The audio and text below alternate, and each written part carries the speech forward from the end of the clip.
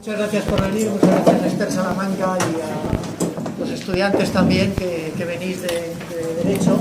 Sabéis que intentamos vincular las actividades que se realizan en la ciudad a lo que es el contexto de la propia facultad, y en este sentido pues veíamos una oportunidad extraordinaria que la Asociación de Amigos del Pueblo Saharaui nos trajera esta iniciativa, ¿no?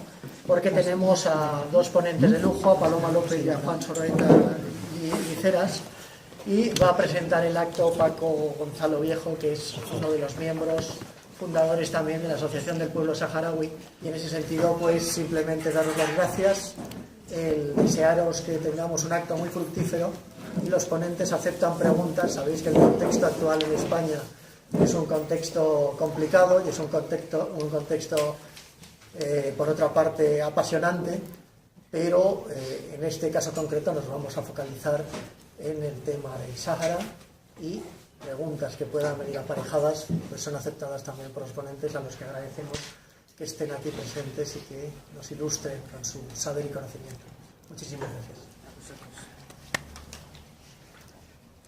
Bueno, buenas tardes. En primer lugar, como miembro de la asociación, queríamos agradecer a la universidad el haber prestado el local. Además, creemos que es el sitio idóneo para hacerlo, puesto que hay aquí Facultad de Derecho y los estudiantes tienen Derecho Internacional, y precisamente de Derecho Internacional es de lo que vamos a hablar hoy. En un momento en el que la prensa y los medios de comunicación pues están muy dispersos con todos los acontecimientos que pasan en el mundo, el que se hable del tema del Sáhara, creo, el visibilizar el tema del Sáhara es muy importante, porque, como todo el mundo sabéis, tanto gobiernos como instituciones es un tema que tienen oculto porque no les interesa sacarlo a la luz. Desde el año 75, en que España dejó de ser potencia colonial, pues prácticamente no se ha hablado del Sáhara, y salvo contadas excepciones, en hechos muy puntuales, no se habla del asunto. Gracias a la sociedad civil, a las asociaciones de amigos del pueblo saharaui, a gente particular, a juristas, a sindicalistas, pues este tema, que es un tema sangrante para el gobierno español, hoy día se está empezando a visibilizar. Un problema que se ha planteado siempre es que se ha concebido el problema del Sáhara como un problema humanitario, y es lo que han intentado tanto gobiernos como instituciones hacerlo ver, ¿no? Y realmente el problema del Sáhara no es un problema humanitario, es un problema eminentemente político. Es un problema de descolonización. Claramente es un problema de descolonización. El pueblo saharaui no tiene necesidad de la caridad occidental, puesto que no es una cuestión humanitaria. Ahora se está mandando ayuda pues porque lo necesitan en los campamentos, pero realmente el día que el Sáhara sea independiente, este problema se va a solventar, porque tienen recursos suficientes para poderse manejar por su cuenta, tanto económicos como políticos. Hay que recordar, por ejemplo, el papel que tienen las mujeres saharauis en los campamentos, que son capaces de organizar un Estado en el momento que sean independientes.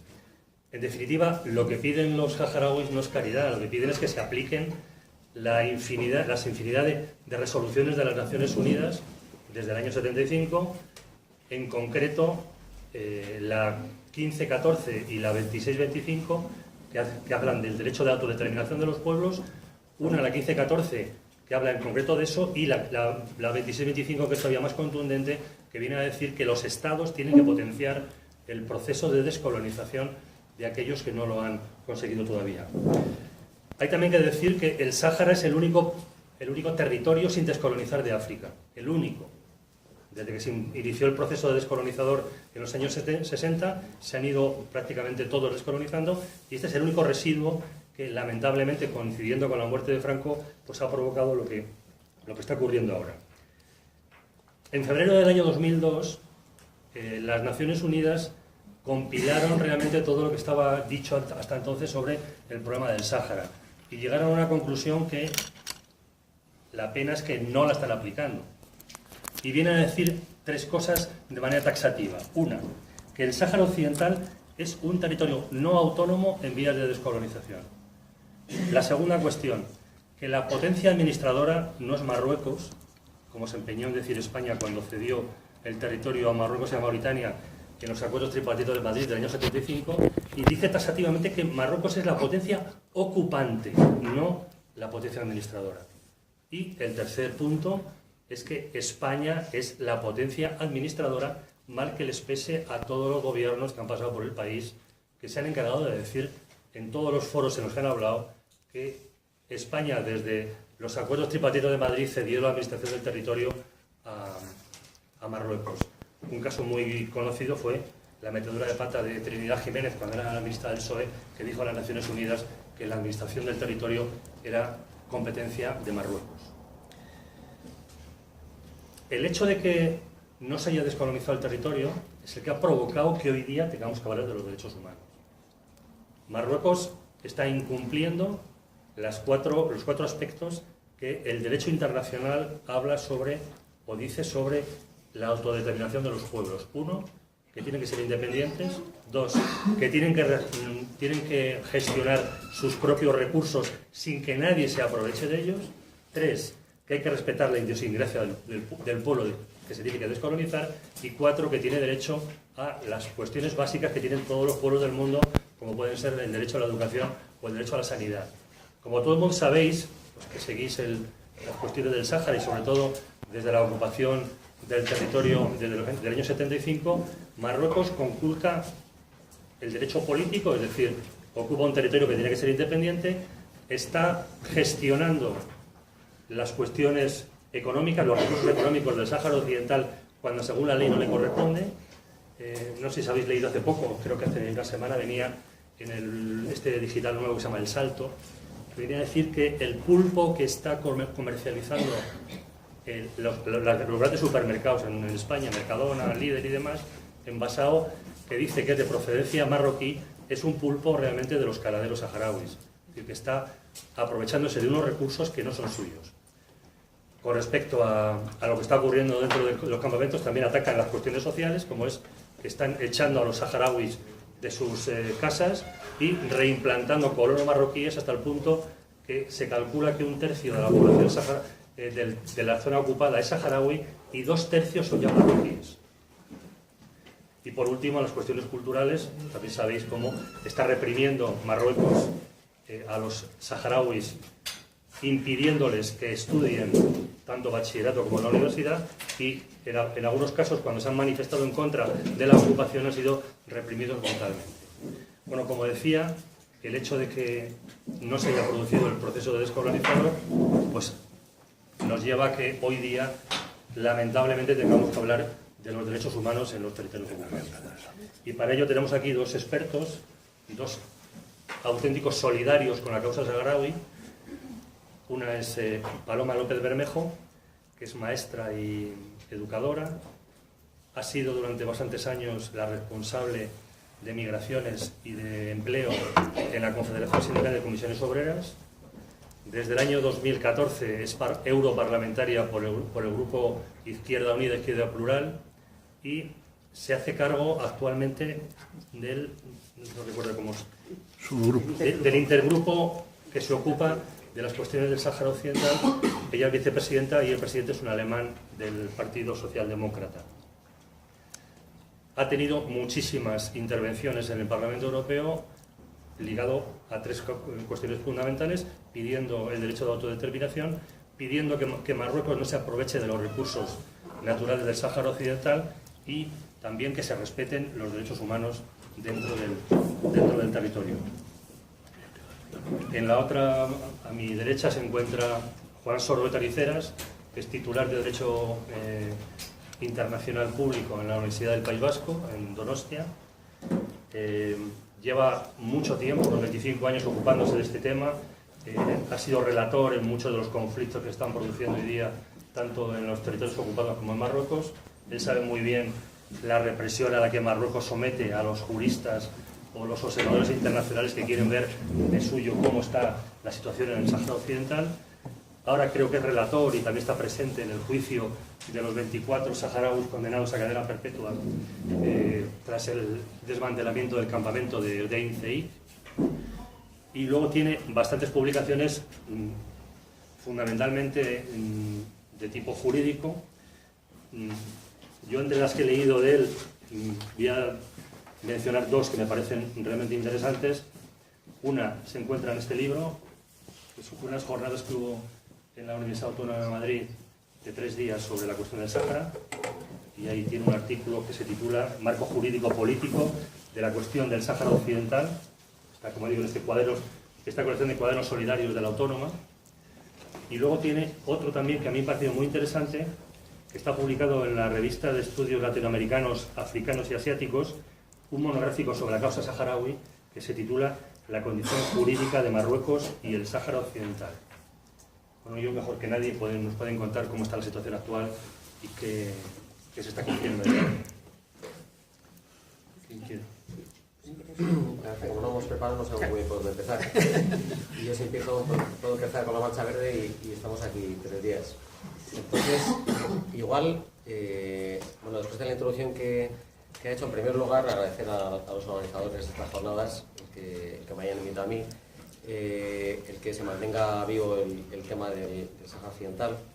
La Universidad Segovia, que por primera vez vengo aquí, que era ahora, porque, entre otras cosas, porque uno de mis abuelos es de Riaza, así que algo tengo que ver con Segovia. Y en relación con el conflicto Sáhara Occidental, yo creo que por lo menos es bueno explicar el por qué estamos donde estamos actualmente, ¿no? Pues la pregunta siempre, antes me preguntaba una periodista, ¿por qué el derecho internacional no hace nada con el conflicto del Sáhara? Bueno, pues desde que España ingresó en Naciones Unidas, en el año 55, la Asamblea General presionó a España para que cumpliera con sus obligaciones como potencia administradora. España tardó 2 años en dar respuesta a la pregunta que le hacía la Asamblea General sobre qué colonias tenía, y fue cuando en 1957 aprobó el decreto de provincialización, convirtiendo el Sáhara Occidental en una provincia española. Y aunque desde el punto de vista del derecho internacional ni el Sáhara Occidental ha sido nunca parte de España, ni los saharauis han sido nunca españoles, la propia resolución 2625 a la que creo que te referías anteriormente dice que el territorio colonial tiene una condición jurídica distinta y separada de la del territorio metropolitano. Yo hablo muy rápido, igual esto es un problema, ¿no? Rápido, puedo gritar, pero hablo muy rápido siempre, ¿eh? Si no os entiendo, me como algo, me avisáis. Vale, pues voy a intentar hablar más alto. Bien, entonces, digamos, de aquellos polvos, estos lodos. El problema que tiene ahora España con los saharauis, con la cuestión de nacionalidad, viene de aquella época, porque entre 1957 y 1975, el año en que España se marchó del Sáhara Occidental, de acuerdo con el derecho español, no con el internacional, pero sí con el español, los saharauis tenían la nacionalidad española. De forma que los saharauis que individualmente están solicitando la nacionalidad porque la llegaron a tener y luego la perdieron porque España le desposeyó de ella sin más argumentos, tienen derecho a recuperarla. Entonces, digamos, pero es un problema aparte. Yo creo que el problema de la nacionalidad de los saharauis no se resuelve dándoles la nacionalidad española, ¿no? Ha habido intentos de reforma del Código Civil introduciendo una posibilidad facilitando a los saharauis el acceso a la nacionalidad española, y realmente los saharauis, no sé si hay saharauis aquí, pero no quieren ser españoles, lo que quieren es ser saharauis. Lo que quieren es tener documentación y no estar viviendo ilegalmente en un país sin poder trabajar porque no tienen documentación. Entonces, no es que sientan la llamada de la madre patria, es que son saharauis, ¿no? De forma que en 1975, cuando España se marcha del territorio, se inicia una guerra de liberación nacional en el territorio. Durante 15 años se mantuvo la guerra, hasta 1991, entre el Frente Polisario y Marruecos y Mauritania, que eran los 2 estados que habían invadido el territorio en contra de lo que había establecido la Corte Internacional de Justicia en 1975, que había determinado que ninguno de los 2 estados, ni Marruecos ni Mauritania, tenían ningún derecho, ningún título jurídico sobre el territorio. De forma que el Frente Polisario, y además es bueno recordarlo, tiene legitimidad para el uso de la fuerza. En el año 1991 decidió negociar con Marruecos el alto el fuego porque se ponía en marcha un plan de paz, pero si el Frente Polisario decidiera retomar las armas, no estaría violando el derecho internacional, estaría ejerciendo un derecho que le reconoce el derecho internacional, el derecho a usar la fuerza. En 1991 se negoció un plan de paz. El 6 de septiembre de 1991 entró en vigor el alto el fuego, y este plan de paz era un plan que preveía muy sencillamente que en un plazo de 6 meses, daros donde estamos, se iba a celebrar un referéndum de autodeterminación, que en ese referéndum iban a participar los saharauis que habían sido incluidos en el censo confeccionado por España en 1974, y que solamente se iba a actualizar introduciendo a las personas que desde 1974 habían llegado a la mayoría de edad y obviamente excluyendo a las personas que hubieran fallecido. La pregunta iba a ser, ¿desea usted que el Sáhara sea independiente o que forme parte de Marruecos? Y este era el plan de paz. Luego tiene un largo desarrollo, pero básicamente este era el plan de paz.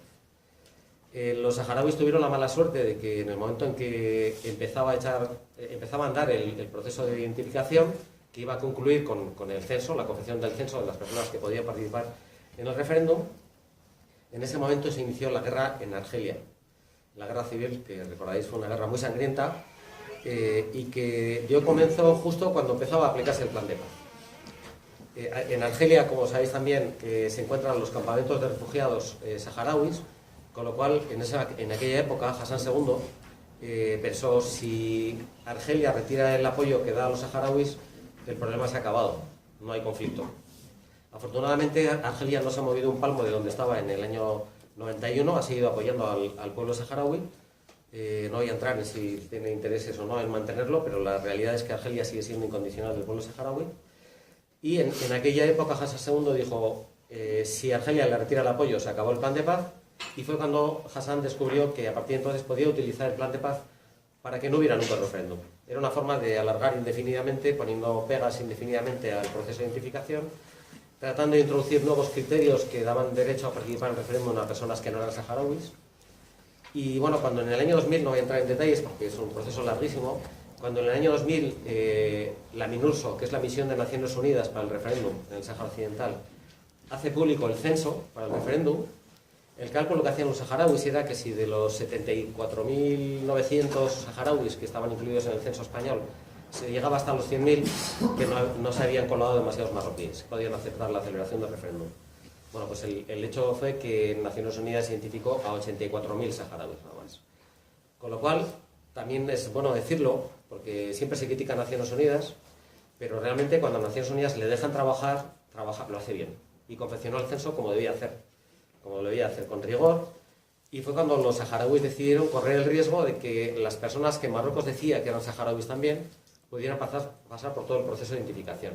Otras 160.000 personas, presuntamente saharauis, que vivían en el sur de Marruecos y que Marruecos pretendía incluir en el censo del referéndum. Bueno, pues los saharauis lo aceptaron y Marruecos no. Entonces, cuando el representante, el enviado especial del secretario general, compareció ante el Parlamento francés y le preguntaron cómo es posible que Marruecos no acepte un plan de paz, el plan que propuso James Baker, que era un plan que preveía una autonomía de 5 años, en la que iban a participar en esa autonomía, iban a poder ser elegidos y podían participar como electores los saharauis incluidos en el censo por Naciones Unidas, o sea, los saharauis, y luego a los 5 años iba a celebrar un referéndum de autodeterminación en el que iban a participar los saharauis y todos los residentes, dice el plan de Baker, residentes de buena fe, inaugurando así un nuevo concepto del derecho a autodeterminación. Si hasta ahora era el derecho a autodeterminación de los pueblos, este era el derecho a autodeterminación de los residentes de buena fe. Una figura que, como podéis imaginar, no existe en derecho internacional. Bueno, pues esto suponía que prácticamente iban a participar 3 marroquíes por cada saharaui en el referéndum. Y a pesar de eso, el Frente Polisario aceptó el plan Baker. ¿Por qué no lo aceptó Marruecos? Y es lo que explicó el enviado especial del secretario general ante el Parlamento francés. Dijo, porque Marruecos no se fía del voto de sus colonos. Porque los saharauis decían, si nos dan 5 años para gobernar nuestra tierra, en 5 años convencemos a los colonos de que van a vivir mucho mejor como ciudadanos de un país libre que va a ser el Sáhara Occidental que como ciudadanos de un país medieval que sigue siendo, como sigue siendo hoy en día Marruecos. Bueno, pues esta es la situación. En el momento en que se hizo público por parte de Naciones Unidas el contenido del censo, Marruecos se retiró del plan de paz. Entonces, si vais a la Carta de Naciones Unidas, veréis que cuando el Consejo de Seguridad aprueba una resolución, comienza diciendo, el Consejo de Seguridad, actuando en el ámbito del capítulo 6 o actuando en el ámbito del capítulo 7, esto es definitivo porque cuando dice actuando en el ámbito del capítulo 6, está diciendo que está acompañando a las partes en un proceso de paz, pero porque las dos partes están colaborando. Si una de las partes se retira, se acabó. Y esta es la situación, porque Marruecos se retiró del proceso de paz al conocer el censo. Acusó a Naciones Unidas de haber apoyado a los saharauis, de ser parcial, y se retiró. ¿Cuál sería la solución? Que el Consejo de Seguridad apruebe una resolución diciendo el Consejo de Seguridad, actuando en el ámbito del capítulo 7, decide que se va a celebrar un referéndum, que va a haber el resultado y va a imponer la solución Es decir, va a imponer a las partes que acepten el resultado del referéndum. Pero esto no pasa. ¿Por qué no pasa? Porque Francia veta cualquier resolución del Consejo de Seguridad en el ámbito del capítulo 7. Y esta es la situación en Naciones Unidas. El conflicto está paralizado no porque haya problemas con el censo, ni porque las partes no llegan a un acuerdo, ni la única razón por la que no hay un referéndum en el Sáhara Occidental es porque Francia veta cualquier solución.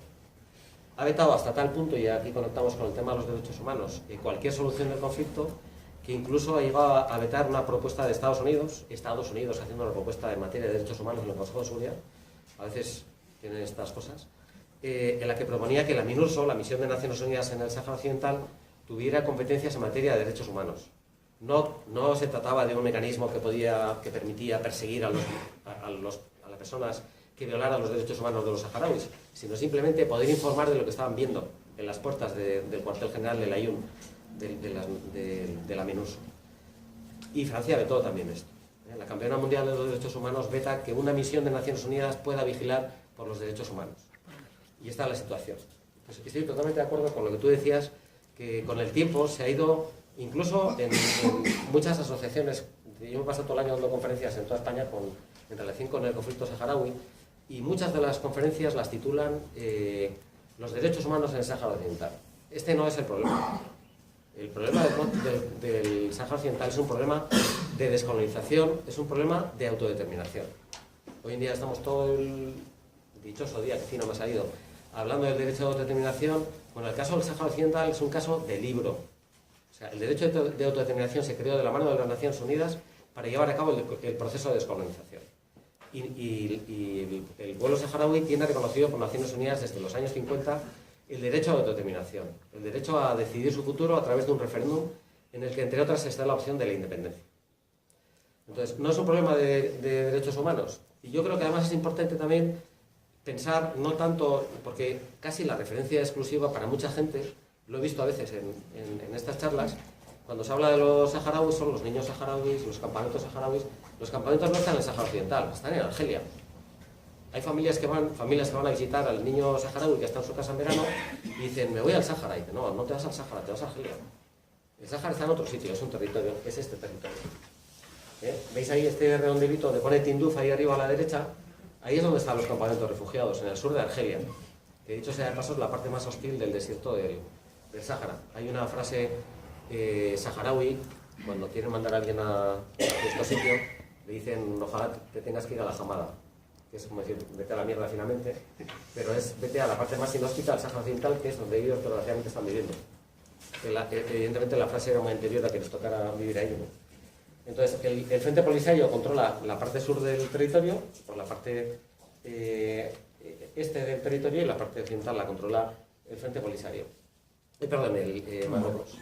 Se me ha olvidado comentar que Mauritania en el año 79 se retiró del conflicto bélico. La capital de Mauritania llegó a ser bombardeada por el Frente Polisario, se retiró del conflicto y reconoció la República Saharaui. Entonces, ahora, y es un poco el trabajo que hemos estado haciendo Paloma y yo en relación con los saharauis, hace años que vamos a los juicios no como relator, sino como observadores internacionales, que en realidad nosotros no somos nadie. O sea, la gente dice, ¿qué mérito tenéis? No tenemos ningún mérito, somos españolitos que no nos van a hacer nada. Igual te cae algún puñazo que no iba destinado a ti, o te dan un empujón, te entran en el hotel, te abren las maletas y tal, te quieren amedrentar, pero ya sabes que no te van a hacer nada porque no tienen problemas. En cierta ocasión, que yo no sé si estabas tú ahí, en el juicio de los 7, en Casablanca, tuvimos que salir corriendo por el pasillo del tribunal delante de una horda de gente que iba dando patadas y puñetazos, pero al que le dio, bueno, nos dieron a todos algo, poco, pero le dieron a un periodista de Radio Nacional y, bueno, comunicado de Radio Nacional, el país parado, porque era un periodista, ¿no? Es decir, que era un periodista español, además. Entonces, nosotros no tenemos más mérito que el compromiso que tenemos de... Yo, además, con los marroquíes siempre digo que yo no soy por el saharaui, yo vengo aquí a hacer un informe sobre el respeto de los derechos a un juicio justo de la gente, porque también hemos ido a juicios contra abogados marroquíes que trabajan, incluso que han trabajado defendiendo a los propios saharauis, que esto también es bueno saberlo, ¿no? En el juicio de Misik, primero asistimos no sé si estuviste ante el Tribunal Militar. Yo estuve ahí los 10 días y la verdad es que era un poco terrorífico verles lo que estaban pasando. No sé si merece la pena explicar cómo era el juicio porque era un circo absoluto. Y realmente los saharauis lo que sienten cuando ven que hay observadores fuera es se envalentonan, se atreven a quitarse la ropa y enseñar las marcas de las torturas, cuentan lo que ha pasado, y al principio, claro, pues cada vez que salían con una bandera les caían 20 años de cárcel, las condenas se han ido reduciéndose hasta que llegó a pasar lo de Dimi Sig. O sea, es que Dimi Sig fue... Yo no sé si te estoy pisando aquí lo que pensaba decir, porque como no hemos hablado antes, no sabemos de qué vamos a hablar, y yo no callo, ¿eh? A mí, cuando me digáis así, yo me callo, si no, no callo. Entonces, lo que hacemos es ir a los juicios como observadores, y lo que hacemos es hacer un informe sobre el grado de respeto de los mínimos estándares internacionales de lo que es un juicio justo, ¿no? El derecho a la defensa, el derecho a ser objeto de pruebas médicas, por ejemplo, y como un simple detalle, en el juicio militar, cuando los saharauis decían que les habían torturado, le decían, ¿y qué? ¿Cómo les han torturado? Dice, hace 7 años que estamos pidiendo que nos vea un médico y no los ha visto nunca, ¿no? Entonces le decía, a ver, acérquese, ¿a usted qué le hicieron? Pues me arrancaron las uñas con tenazas. Y dice, a ver, ¿y qué pruebas tiene usted? Y le enseña las manos, las uñas crecen anormalmente, ¿no? Entonces el juez le llama al fiscal y dice, venga, acérquese, ¿qué le parece? Tú dices, hombre, sí, bueno, que tiene las uñas raras, esa es la prueba forense en el juicio, ¿no? Entonces, claro, a partir de ahí ya, ¿qué tipo de garantías hay en un proceso así, ¿no? Entonces, bueno, después del juicio militar, ha habido recientemente un juicio civil. Las razones del juicio civil es que, esto también es bueno saberlo, realmente algo se mueve. Es decir, Marruecos tiene que vender ante la sociedad internacional y ante la Unión Europea, que es un país que respeta los derechos humanos, que avanza hacia el Estado de Derecho, que hay división de poderes, que no es el rey el que pone las sentencias, aunque todo el mundo sabe que es el que las pone. Y esto le lleva a ir aceptando poco a poco mecanismos de control que establece el derecho internacional. Desde hace muchos años, Marruecos es parte del Convenio contra la Tortura. Y uno se pregunta cómo es posible que un Estado sea miembro sea parte del Convenio contra la Tortura y no pase nada, salga de rositas cuando hay informes del Relator Especial contra la Tortura en Naciones Unidas diciendo que la tortura es una práctica habitual en Marruecos y más en los territorios ocupados saharauis. Bueno, pues la explicación es muy sencilla. El derecho internacional, esto ya es una lección de derecho internacional, lo siento, en derecho internacional los Estados están obligados a aceptar las obligaciones que voluntariamente aceptan, exclusivamente, excepto las grandes normas que teóricamente tienen que aceptar todos, ¿no? Entonces, no hay un solo mecanismo, no hay un tribunal, una comisión, un comité que tenga competencia para condenar a Israel, a Marruecos, a cualquier Estado que viola el derecho internacional porque no los aceptan. Entonces, Marruecos ha cometido un error, digamos, de cálculo, porque hace aproximadamente un año aceptó la competencia del Comité contra la Tortura. Lo aceptó en el mes de junio y en diciembre ya tenía la primera condena. Es una condena de una comisión, no es una sentencia que tenga que cumplir, en la que dice que el principal dirigente, el que es considerado el líder de Dimi Sig, uno de los 24 condenados a 30 años en el juicio de Dimi Sig, que estaba comentando anteriormente, fue torturado, y lo dice el Comité contra la Tortura de Naciones Unidas.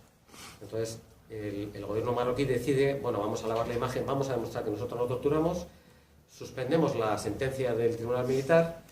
En la prensa marroquí aparecía que se iba a repetir el juicio ante el Tribunal Civil porque la Constitución marroquí no permitía que se celebraran juicios contra civiles ante una instancia militar, pero esto no es verdad. Lo que decía la sentencia era que la sentencia del Tribunal Militar, la sentencia de casación que hacía repetir el juicio, era que el Tribunal Militar había condenado a personas sin tener ninguna prueba que le vincularan ni siquiera con las víctimas, de las que ni siquiera existían informes forenses.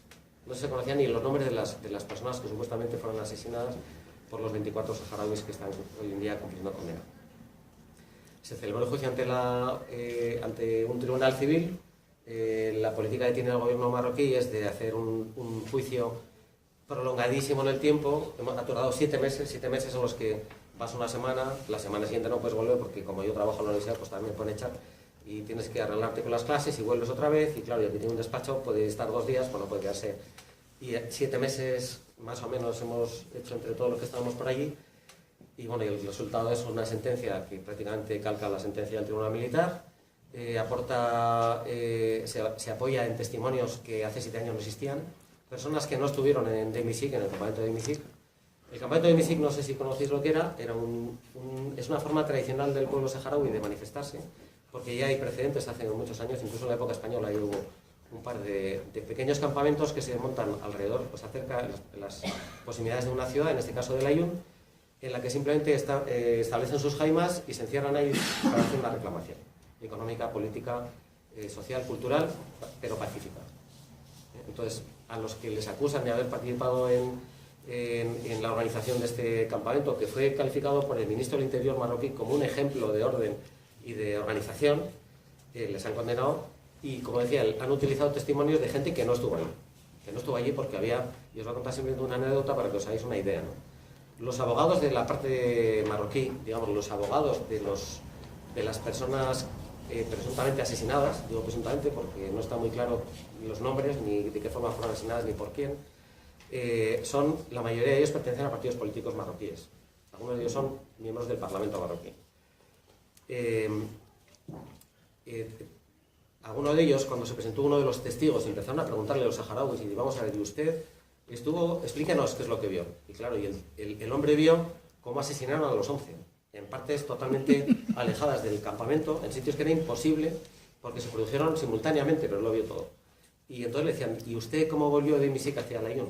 Como no había estado nunca, ni siquiera conocía Al-Aaiún, dijo, pues yo volví y empecé a explicar un camino. Y digo, pero usted no sabe que hay un río en medio. ¿Y cómo hizo usted para pasar el río? No, yo fui rodeando el río y dice, ¿hasta dónde? Es imposible llegar a Al-Aaiún por ahí. Y una saharaui, porque hay que ver a los saharauis que están en el juicio el valor que le echan, una mujer de 25 años más o menos pegando gritos a la policía, y un momento que uno de los abogados marroquíes se le acercó y le dijo, tú tenías que venirte con nosotros porque vas a hacer lo que quieras, vas a tener dinero, vas a tener una casa, vas a poder ser feliz. Y dijo, yo soy feliz, tengo una casa y no necesito nada más.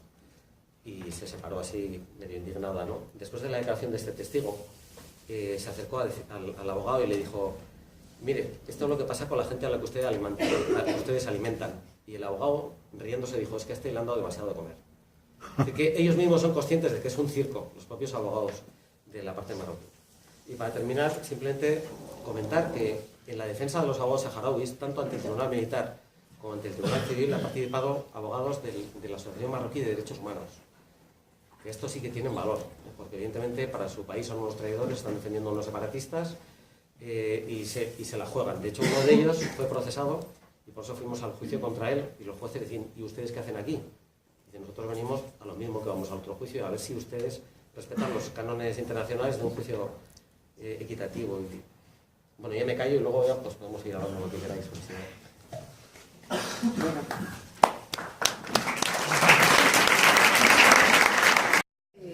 Bueno, yo no voy a entrar tanto en el marco del derecho. Juan es el especialista y él conoce. Yo os voy a contar, pues a lo mejor otras cosas que motivan algunos aspectos de estos y sobre todo qué es lo que está pasando en la Unión Europea. Ya después hacéis las preguntas o las aportaciones que consideréis oportuno.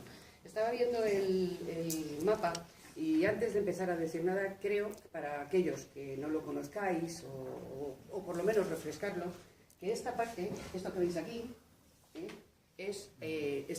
tiene un muro. Muchas veces hablamos de los muros que hay por todas partes del mundo, pero curiosamente de este muro se habla poco.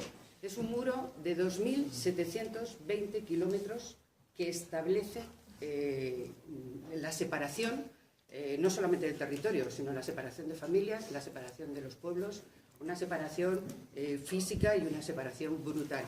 Un muro que además, y esto también es bueno saberlo, está rodeado por esta parte, por la parte que da a los campamentos saharauis, tiene exactamente 7 millones de minas antipersona rodeando todo el espacio que está en el muro. Está en un desierto y aunque algunas veces se hacen expediciones para buscar las minas, y estamos hablando de 7 millones de minas, no hay que olvidarlo, y se hacen expediciones, se localizan las minas, pero es un desierto y el desierto se mueve.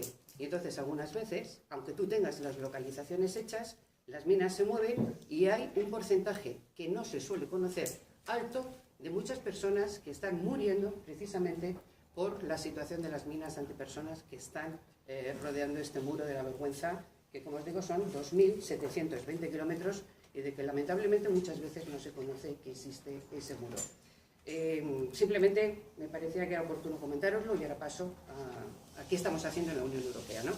Y sobre todo porque hay un responsable en todo esto, no pequeño, más allá de lo que ha comentado Juan,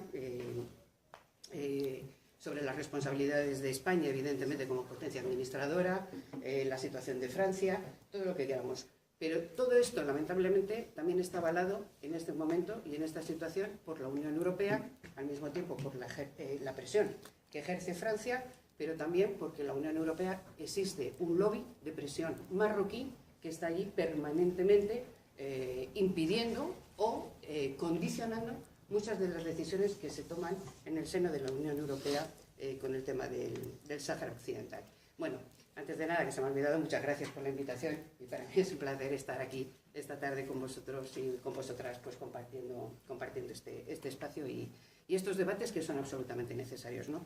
Porque no se puede olvidar qué es lo que está sucediendo en el Sáhara Occidental de forma permanente. Bueno, vamos a ver, yo voy a intentar no dar muchos datos, pero algunos os voy a dar, pero bueno, vamos a intentar que sea una cosa ágil.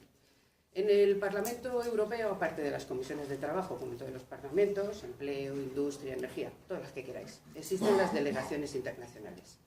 Las delegaciones internacionales abarcan todo el planeta.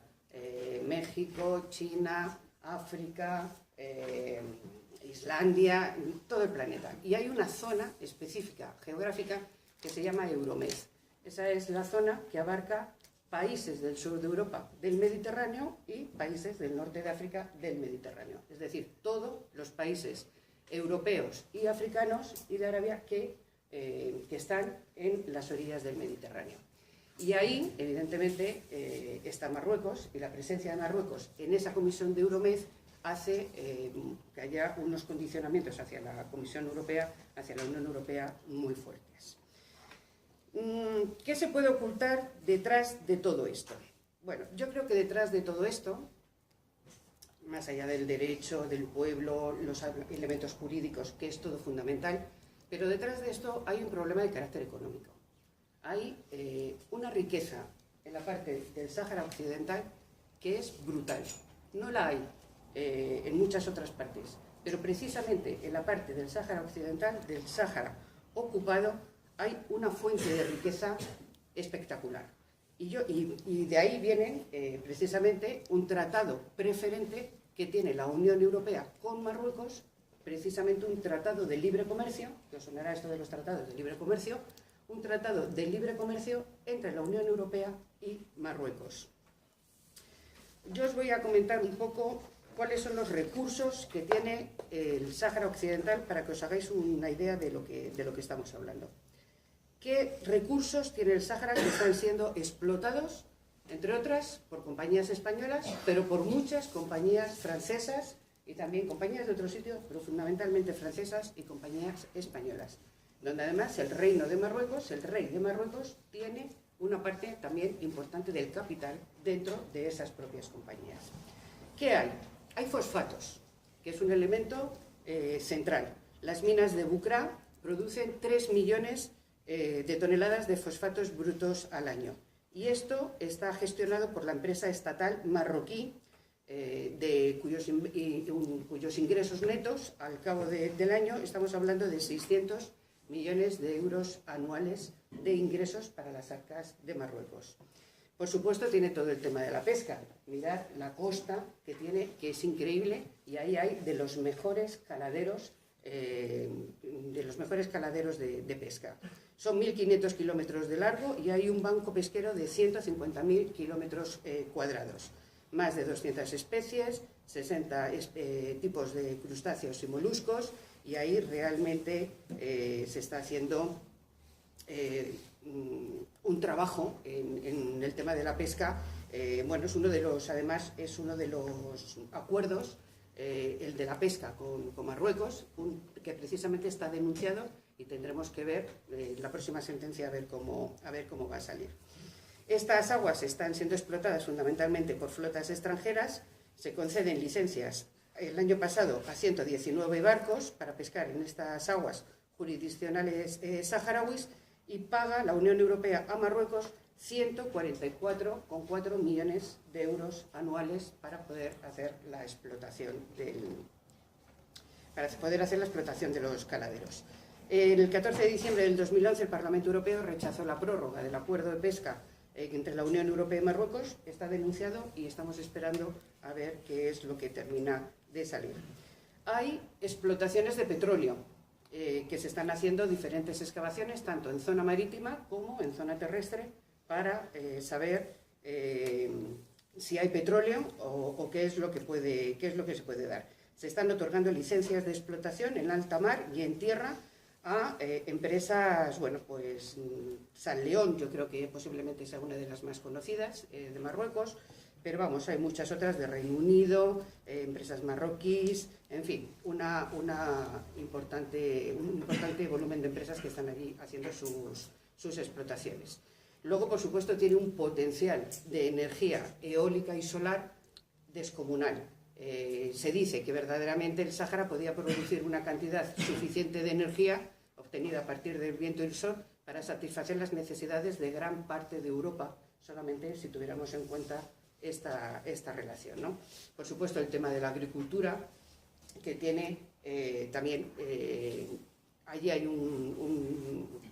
mucho terreno donde se planta muchas cosas. Habréis oído fundamentalmente, siempre se habla de los tomates marroquíes, realmente son los tomates saharauis, pero bueno, habéis oído pues un poco en esta dirección. El propio rey de Marruecos es propietario de grandes parcelas que se dedican precisamente a la explotación de todos los recursos agrícolas. Bueno, podríamos seguir así, pero esto es simplemente por haceros una referencia de que es una gran fuente de recursos naturales y es una gran fuente de ingresos para la monarquía marroquí y también en la explotación de recursos para la población, supuestamente. ¿Qué es lo que pasa?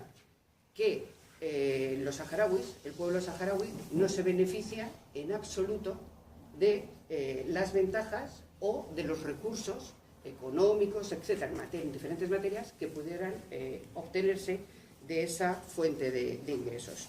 Más allá de la parte jurídica, que es la parte que más nos interesa, de que hay una sentencia del Tribunal Superior, del Tribunal de Justicia de la Unión Europea, del 10 de diciembre del año 2016, que dice que los dueños de estas riquezas es el pueblo saharaui y reconoce al pueblo saharaui como el pueblo que tendría que ser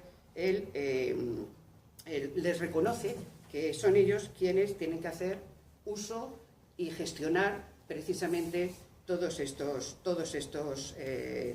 recursos.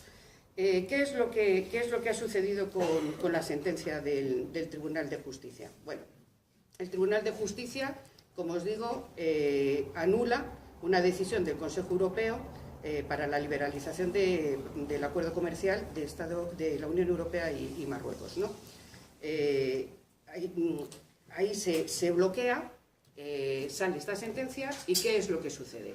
Lo que sucede es que todos los estados de la Unión Europea, todos, sin excepción, incluida Suecia, que además tiene reconocido en su Parlamento el reconocimiento del Sáhara Occidental como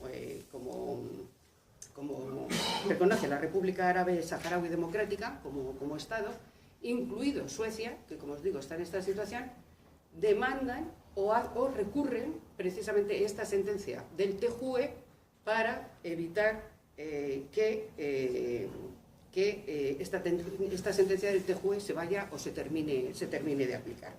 El Consejo Europeo, como os digo, incluidos todos, recurren la sentencia del TJUE y a partir de ahí pues se producen pues determinados bloqueos que hacen que se está dificultando la puesta en marcha de limitar que Marruecos explote todos los recursos naturales, que Marruecos siga expoliando todos los recursos del Sáhara. ¿Qué es lo que sucede? Que como no va a ser suficiente, porque se está estableciendo una presión internacional muy significativa sobre el tema de los recursos, hay ya países que cuando llegan los barcos con productos del Sáhara Occidental no los dejan, en aplicación de esta sentencia, no están dejando descargar los productos. Por ejemplo, esto nos ha pasado con Sudáfrica. Sudáfrica hace poco llegó un barco con temas de pesca, me parece recordar, de pescados, o fosfatos, con fosfatos. Llegó a Sudáfrica a descargar y Sudáfrica no dejó que se descargaran los fosfatos. Ha llegado un barco, por ejemplo, llegó en contraposición, por poneros un ejemplo, lo que pasa con el gobierno de España, ¿no? En contraposición llegó un barco con arena del Sáhara Occidental a Baleares. No sé si lo sabéis, luego si tenéis interés podemos hablar de ello. Es uno de los grandes negocios de la minería actual, es la compraventa de arena. Esto que parece que es una cosa curiosa, pero es así. Entonces llegó un barco con arena en Baleares. Curiosamente, el gobierno de Baleares no dejó que se descargara esa arena cumpliendo con la sentencia del TJUE, y fue el gobierno de España quien llamó, en este caso, a la Guardia Civil, a la autoridad portuaria que le corresponde, que es competencia del gobierno de España, llamó a la autoridad portuaria, y a través de la autoridad portuaria se pudo bajar esta arena de este barco, ¿no? Nosotros hemos hecho varias preguntas denunciando esta situación, y las respuestas que nos da la Unión Europea son siempre básicamente las mismas. Estudiaremos el tema, intentaremos que se cumpla la sentencia, pero realmente no hay un bloqueo directo contra la sentencia. Me había equivocado con lo del pescado porque el pescado se fueron para Hamburgo, para Ámsterdam. Para Rotterdam, para el puerto de Rotterdam, para descargar allí un cargamento de pescado. Y bueno, pues estábamos muy movilizados, pues nos fuimos allí, estuvimos haciendo una campaña intensa con toda la gente que estábamos allí, el intergrupo, los diputados, gente de la zona, y al final el barco decidió que ante la situación que había, mejor se desviaba, se marchó un par de días, y luego cuando ya no pudimos estar allí, pues por lo que dice Juan, porque no podemos estar permanentemente movilizados yendo a todos los sitios, cuando al cabo de los 2 días, cuando ya no estábamos ninguno allí, pues ya llegaron y descargaron el cargamento. Bueno, la sentencia se tendría que cumplir. Hay empresas que de hecho están empezando a pagar unos determinados cánones, a tener unas determinadas condiciones, pero ¿qué es lo que pasa? Que Marruecos aprieta mucho. Y entonces, ¿qué es lo que está sucediendo? Lo que está sucediendo es que ahora mismo se ha dado un nuevo mandato de negociación a la Unión Europea de un nuevo acuerdo comercial entre la Unión Europea y Marruecos.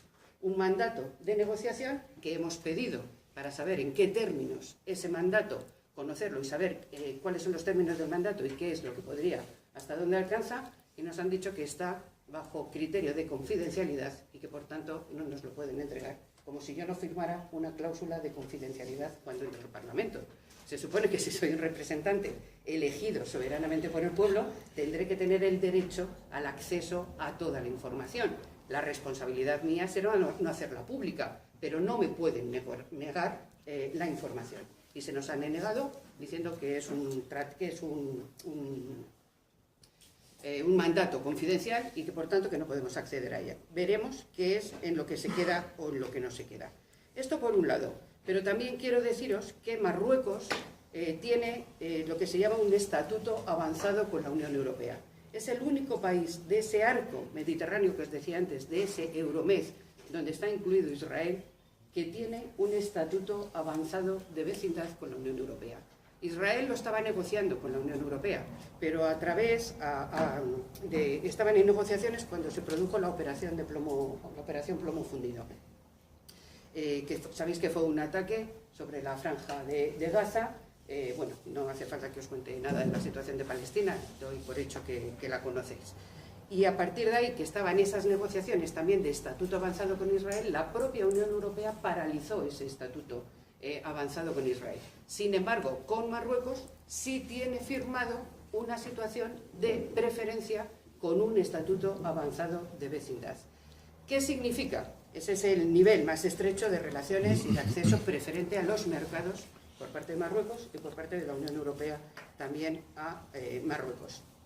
Hay que decir que en esto, por dar algunas cifras de lo que implica, entre otras cosas, ese acuerdo, para el periodo 2014-2017, la Unión Europea ha previsto, o ya la tiene prácticamente ya hecha toda, una dotación financiera entre 728 millones y 890 millones de euros para Marruecos, que van destinados a 4 paquetes.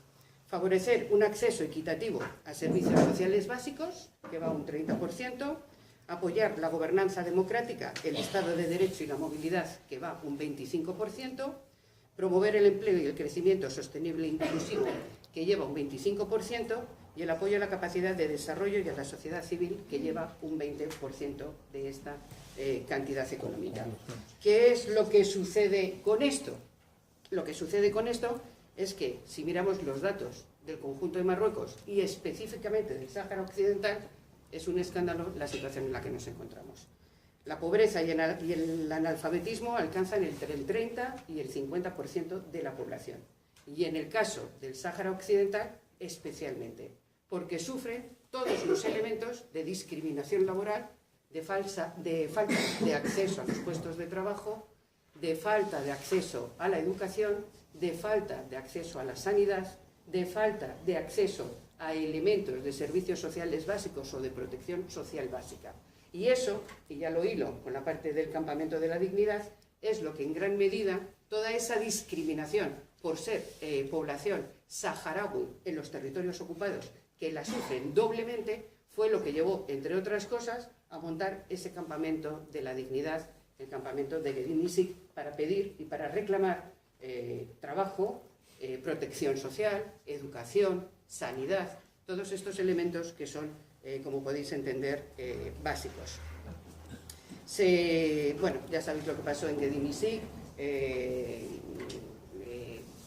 Bueno, cuéntalo. Lo cuento. Bueno, al final el campamento de Guedin-Isik empezó siendo una cosa relativamente pequeña, estaba establecido a 12 kilómetros de la Yun. En principio empezó a ser una cosa pequeña, pero fue tomando una dimensión significativa. Y al final se reunieron allí cerca de 20.000 personas. Un campamento absolutamente pacífico. Quien conozca al pueblo saharaui, y si no lo conocéis, no vayáis a los territorios ocupados, no os van a dejar pasar, pero sí podéis ir perfectamente a Tinduf, ¿no? Es un pueblo pacífico, no lo siguiente. Yo siento una profunda admiración, porque yo no sé si tendría lo que hemos vivido en los juicios, no dejarles pasar los insultos, las agresiones, las provocaciones. Yo no sé si cualquiera de nosotros, puestos en esa situación, tendríamos esa capacidad de paciencia, de resistencia, de aguante. En fin, quien conozca evidentemente al pueblo saharaui sabe que no hay en ellos una acción de naturaleza violenta bajo ningún concepto. De hecho, muchas veces nos reímos y vamos a tomar un té, ¿no? Y hablar de la vida o de cualquier cosa. Y bueno, pues después de 3 tés, 4 horas, todo tiene otra dinámica. Todo tiene su propia vida y tiene su propio tiempo, ¿no? Y esto hace que puedas descubrir que verdaderamente es un pueblo que es incapaz de cometer un acto de violencia, más después de los 40 años que llevan aguantando lo que están aguantando. Bueno, estaban en el campamento, estuvieron, creo recordar que fueron un mes, llevaban un mes aproximadamente, y en noviembre llegó Marruecos, cercó todo el campamento con el objetivo de desalojarlos. Por la noche se hizo el desalojo. Pues ahí hubo episodios, pues metieron los coches con las cestas del agua, con las mangueras del agua, pues los helicópteros, con el objetivo de desalojar a las 20.000 personas que estaban en el campamento de la dignidad. Evidentemente, si tú desalojas un campamento, esto es normal, pues se tienen que producir algunas fricciones, pues es lógico que haya pues un cierto elemento de confrontación, ¿no? Pero claro, ¿qué es lo que dicen? Dicen, mataron a 11 personas. Y, por ejemplo, en uno de los vídeos que utilizan como prueba para ver que los acusados eran las personas que habían asesinado a estas 11 personas, nos ponen un vídeo subtitulado abajo.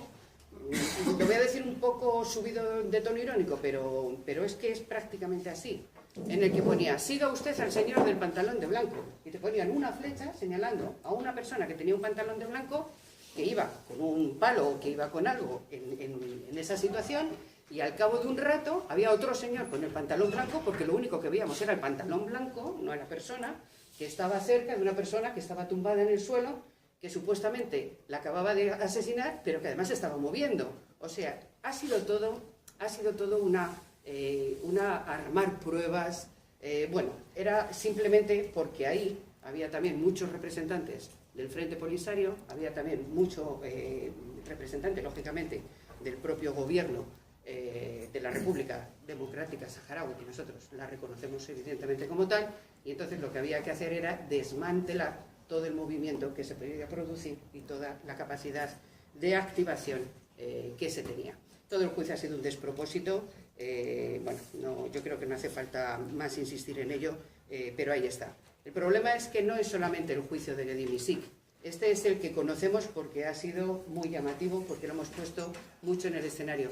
Pero la vulneración de derechos humanos de Marruecos es una constante en los territorios ocupados.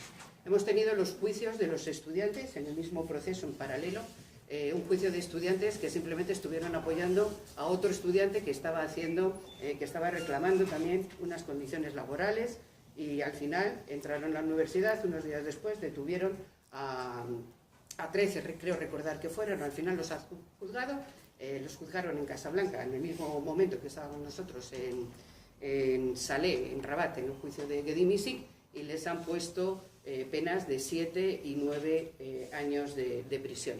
Las cárceles de Marruecos no son unas cárceles precisamente que garanticen la dignidad de los presos que están en ellas, ¿no? Hay muchos otros casos de vulneración de derechos humanos. No se permiten manifestaciones en el Ayun, estamos viendo en Dakhla, estamos viendo permanentemente vulneraciones de derechos humanos. Bueno, yo me he traído aquí porque nosotros hacemos, todos los meses hacemos 4 preguntas parlamentarias dedicadas solamente al tema de derechos humanos del Sáhara. Nos da para ello, ¿eh? Y entonces, bueno, pues, no sé, podríamos hablar de cualquier cosa. Represión policial sufrida por Takbar Hadi, lucha, liberación de Mohamed Dihani, detención de Saleh Lesbir. Bueno, en fin, si os metéis, vais a la página del Parlamento, que es público, y pincháis en preguntas sobre el Sáhara, por ejemplo mi actividad, veréis que ahí hay 4 preguntas todos los meses sobre vulneración de derechos humanos. Esas son muchas preguntas, ¿eh?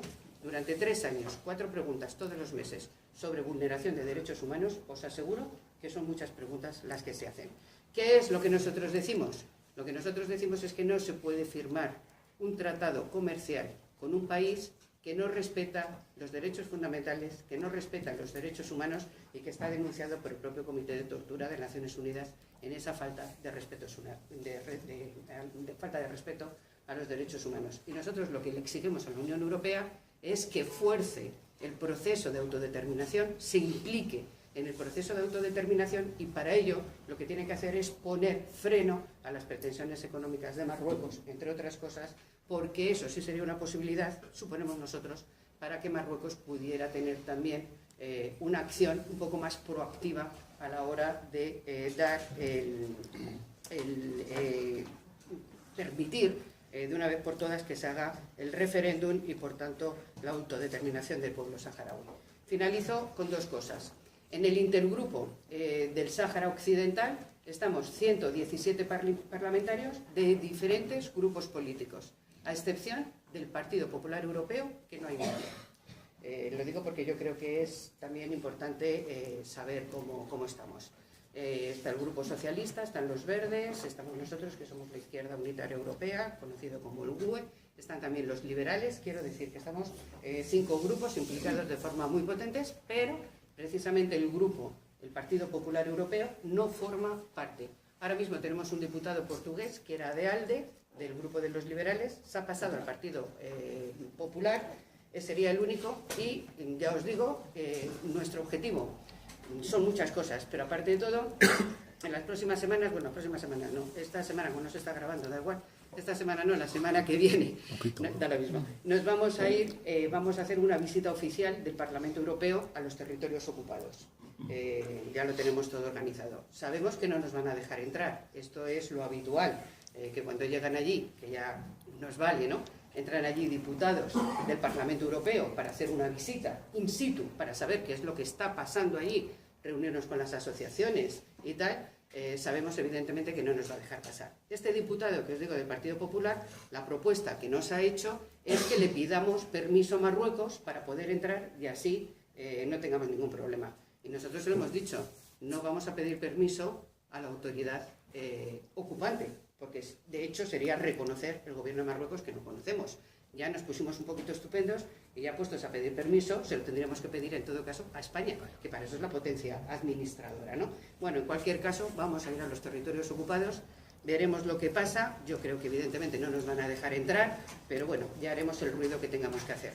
Y como medida de presión, y ya con esto termino definitivamente, como medida de presión, el EUCOCO, que es una conferencia de solidaridad con el pueblo saharaui que se hace con carácter anual desde hace 40 años, se vienen haciendo en diferentes sitios, fundamentalmente en Madrid, pero también se ha hecho en Barcelona y tal. Este año nos vamos a hacerlos, este fin de semana, empezamos el día 20, nos vamos a hacerlo directamente a Francia.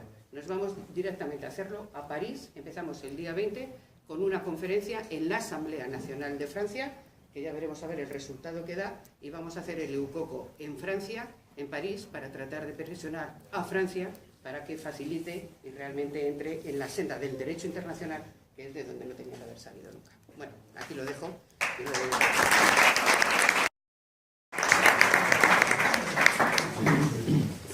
Vamos a abrir un turno de preguntas. Si alguien quiere preguntar algo, que lo manifieste. Y si no, que calle para siempre. ¿Los territorios liberados están ocupados? O sea, ¿viven saharauis? Sí. Sí. Por parte de los campamentos. Sí, viven, como bien os cuento. En la parte, esta es la parte de Tinduf, que es donde están, sí, que es donde están la fundamental de los campamentos, pero por aquí vive población saharaui, lo que pasa es que está muy dispersa, muy poca. ¿Y recursos ahí tienen? ¿Agua y demás?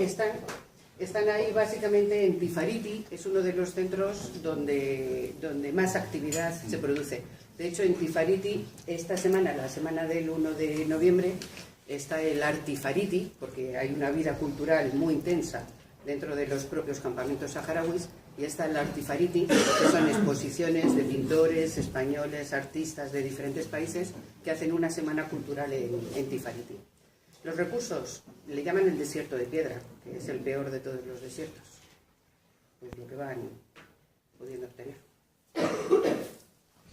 Yo quería decir respecto al campamento que la primera víctima fue un niño de 14 años. El único delito que cometió fue querer entrar al campamento, porque en ese campamento había familias completas, no solamente activistas y tal, no. Había madres, padres, hijos, abuelos y tal. Fue un niño. Y a fecha de hoy creemos que no ha habido nadie que haya sido denunciado ni que haya ninguna sentencia respecto a esto, que fue un asesinato. Nada más, quería un poco de recuerdo además. Quizás hacer un recordatorio también nos sonará mucho a lo mejor el caso de Hassana Alia, que pidió, él era uno de las personas que estaba en el campamento de Gedimisik, y hasta que se le ha dado el estatuto de asilo, ha pasado, la verdad es que ha sido duro, y el trabajo de los compañeros ha sido tremendo, y gracias a ellos también, porque si no hubiese sido imposible. Cuando entró en España le llamaron de seguridad. Le dijeron, bueno, si te comprometes a no participar en actividades en relación con el tema del Sahara Occidental, te vamos a dar el permiso de residencia sin problema. Y si no, atentar las consecuencias. Y él dijo, pues me atenderé a las consecuencias.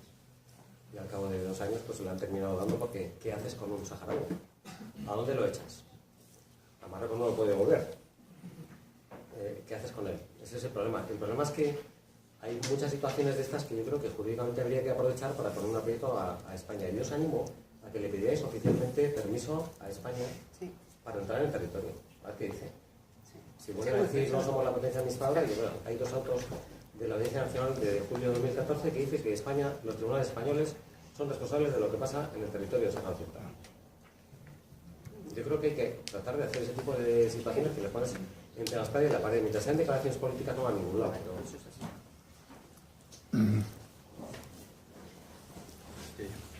Bueno, voy a decir un par de cosillas, sobre todo porque no sé si todos los que están en la sala pues tienen el Sáhara en la cabeza, ¿no? Es complicado. Primero, que el Sáhara está al lado de España, siempre y cuando consideremos a las Islas Canarias como territorio español, que hoy por hoy están consideradas como territorio español. Si os dais cuenta, ahí donde pone Tafalla, Eso es marroquí, pero un poquitín más abajo ya es saharaui, en lo rosa, y fijaros dónde están las Canarias, al lado, 150 kilómetros, debe ser, o va a ser unas 100 millas marinas o algo así. O sea que está muy cerca, no es un territorio que nos pille lejos. Después,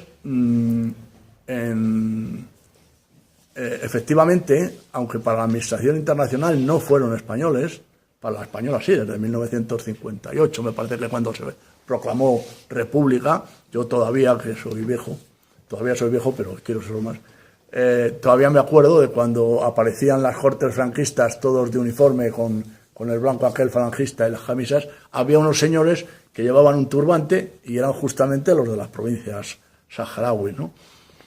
Y de hecho, después de la guerra, se han excavado zonas del desierto y se han encontrado a saharauis muertos de un tiro en la cabeza que tenían todavía el famoso carnet de identidad, aquel azul que hacíamos. Quiero decir que España tiene una responsabilidad directa. En este momento, el responsable de que no se resuelva la situación es España. Y hay que decirlo así, claro. Bueno, España, el gobierno español. Es cierto, como muy bien habéis dicho, esto es una rémora, alguna más hay, pero bueno, con esas no me meto. Esto es una rémora del franquismo.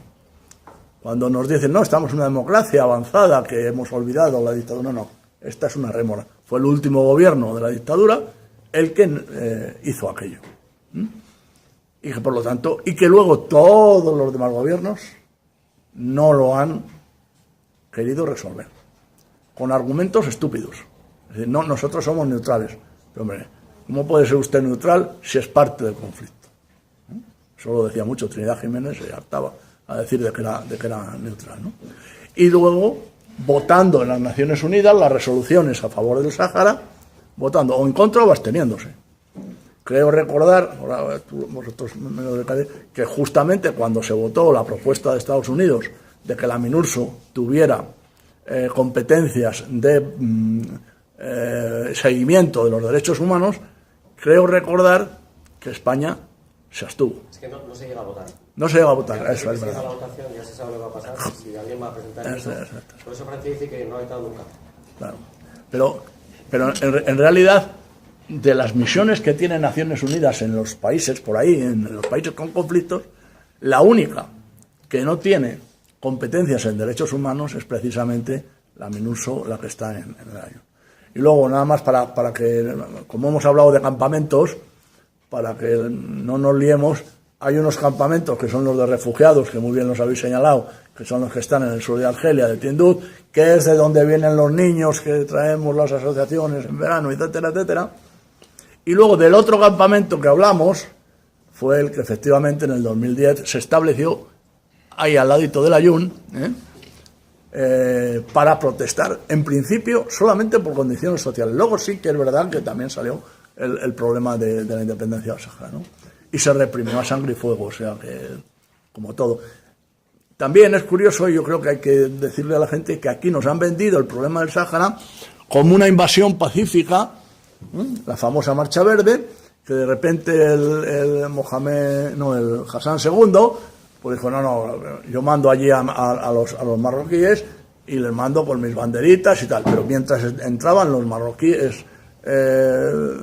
supuestamente, pacíficamente, los aviones bombardeaban a los saharauis que se iban por el desierto precisamente a encontrar un refugio fuera del Sáhara, y ahí hay y su napalm, fósforo blanco, etcétera, etcétera. Y de todo eso es responsable España. Yo siempre digo que somos responsables nosotros, porque es una cosa en la que no nos fijamos cuando elegimos a los señores que luego señores y señoras, que luego van a elegir a los gobiernos. Pasan olímpicamente. España no quiere que se resuelva el problema del Sáhara. Quisiera que se resolviera, pero a favor de Marruecos. Bueno, no sé, yo es que me entusiasmo. ¿Alguien tiene? Yo tenía dos preguntas para Juan y una para Pablo. Decías tú ahora que, con razón, que el problema del veto de Francia es fundamental para que no se resuelva el problema. Entonces, ¿qué salida tiene esto?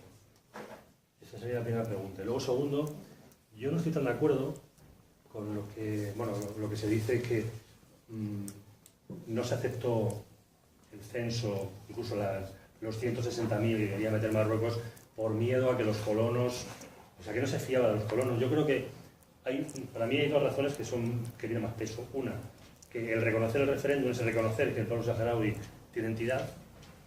Y segundo, que aunque ganara el sí a Marruecos, no tenía seguridad absoluta el rey de Marruecos de que el conflicto se terminara, porque iba a haber una auténtica revolución dentro del territorio. Bueno, sobre la primera pregunta, que era... Lo de Francia, el veto de Francia. Subir un poco la voz. Claro, ¿qué solución tiene? Pues es que no tiene solución. O sea, el derecho internacional no prevé una solución en esta situación. Es decir, las posibilidades que prevé es que el Consejo de Seguridad imponga una solución si las partes no llegan a un acuerdo, y como los miembros permanentes del Consejo de Seguridad tienen derecho de veto y Francia no va a vetar, pues estamos en un callejón sin salida, no tiene más recorrido.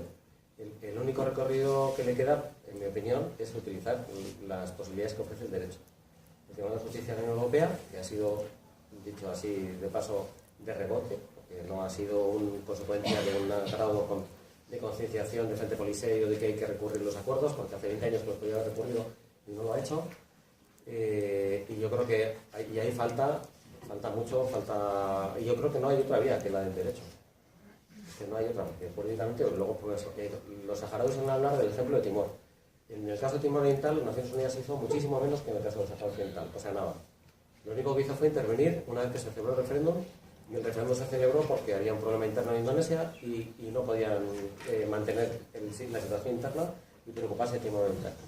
Pero las Naciones Unidas lo único que hizo fue ir allí, levantar la bandera de las Naciones Unidas cuando se proclamó el Estado, e intervenir para expulsar a la población indonesia que al retirarse del territorio habían ido destruyendo el territorio, ¿no?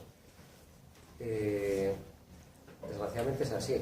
Sobre por qué no aceptó Marruecos, bueno, la verdad es que en realidad da lo mismo, porque yo creo que evidentemente Marruecos no puede aceptar una autonomía, por mucho que una autonomía en el Sáhara Occidental, porque Marruecos es un polvorín. Tiene el Rif por un lado, tiene a los saharauis por otro, tiene un índice de pobreza altísimo, tiene un ejército que está distraído porque son quienes se explotan los recursos naturales del pueblo saharaui. Y es más, yo no creo que es un problema económico.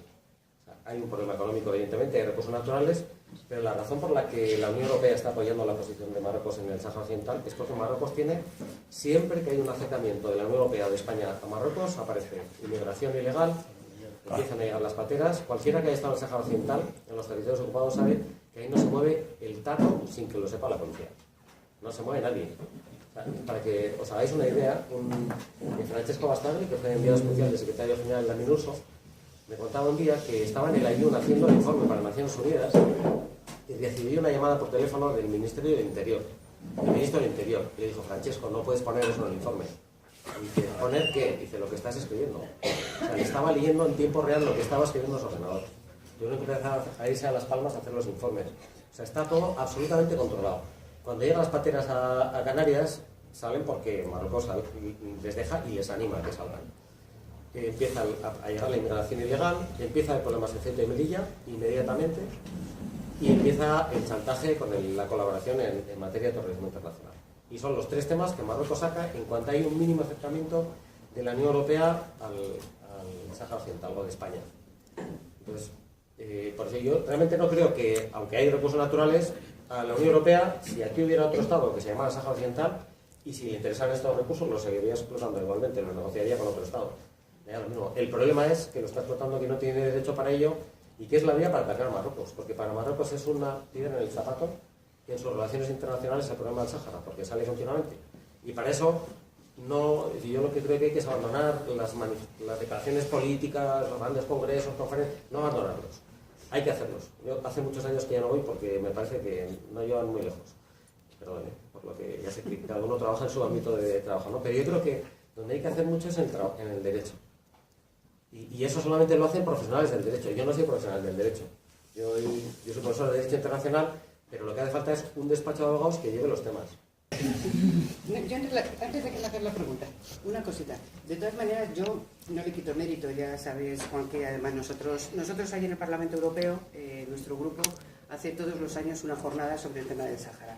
Porque si algo les pone muy nerviosos a los marroquíes y a la propia Unión Europea es que de repente una vez al año aparezcan allí un montón de gente defendiendo la causa saharaui. No me gusta utilizar lo de la causa, pero para entendernos. Y este año no, creo que fue el anterior, bueno, no sé si el año pasado o bueno, no me acuerdo. Hicimos precisamente una jornada sobre todo el tema jurídico y cómo articular el tema jurídico. Porque es verdad, yo no le quito ningún valor, yo creo que tiene mucha importancia y es verdad lo que dice Juan.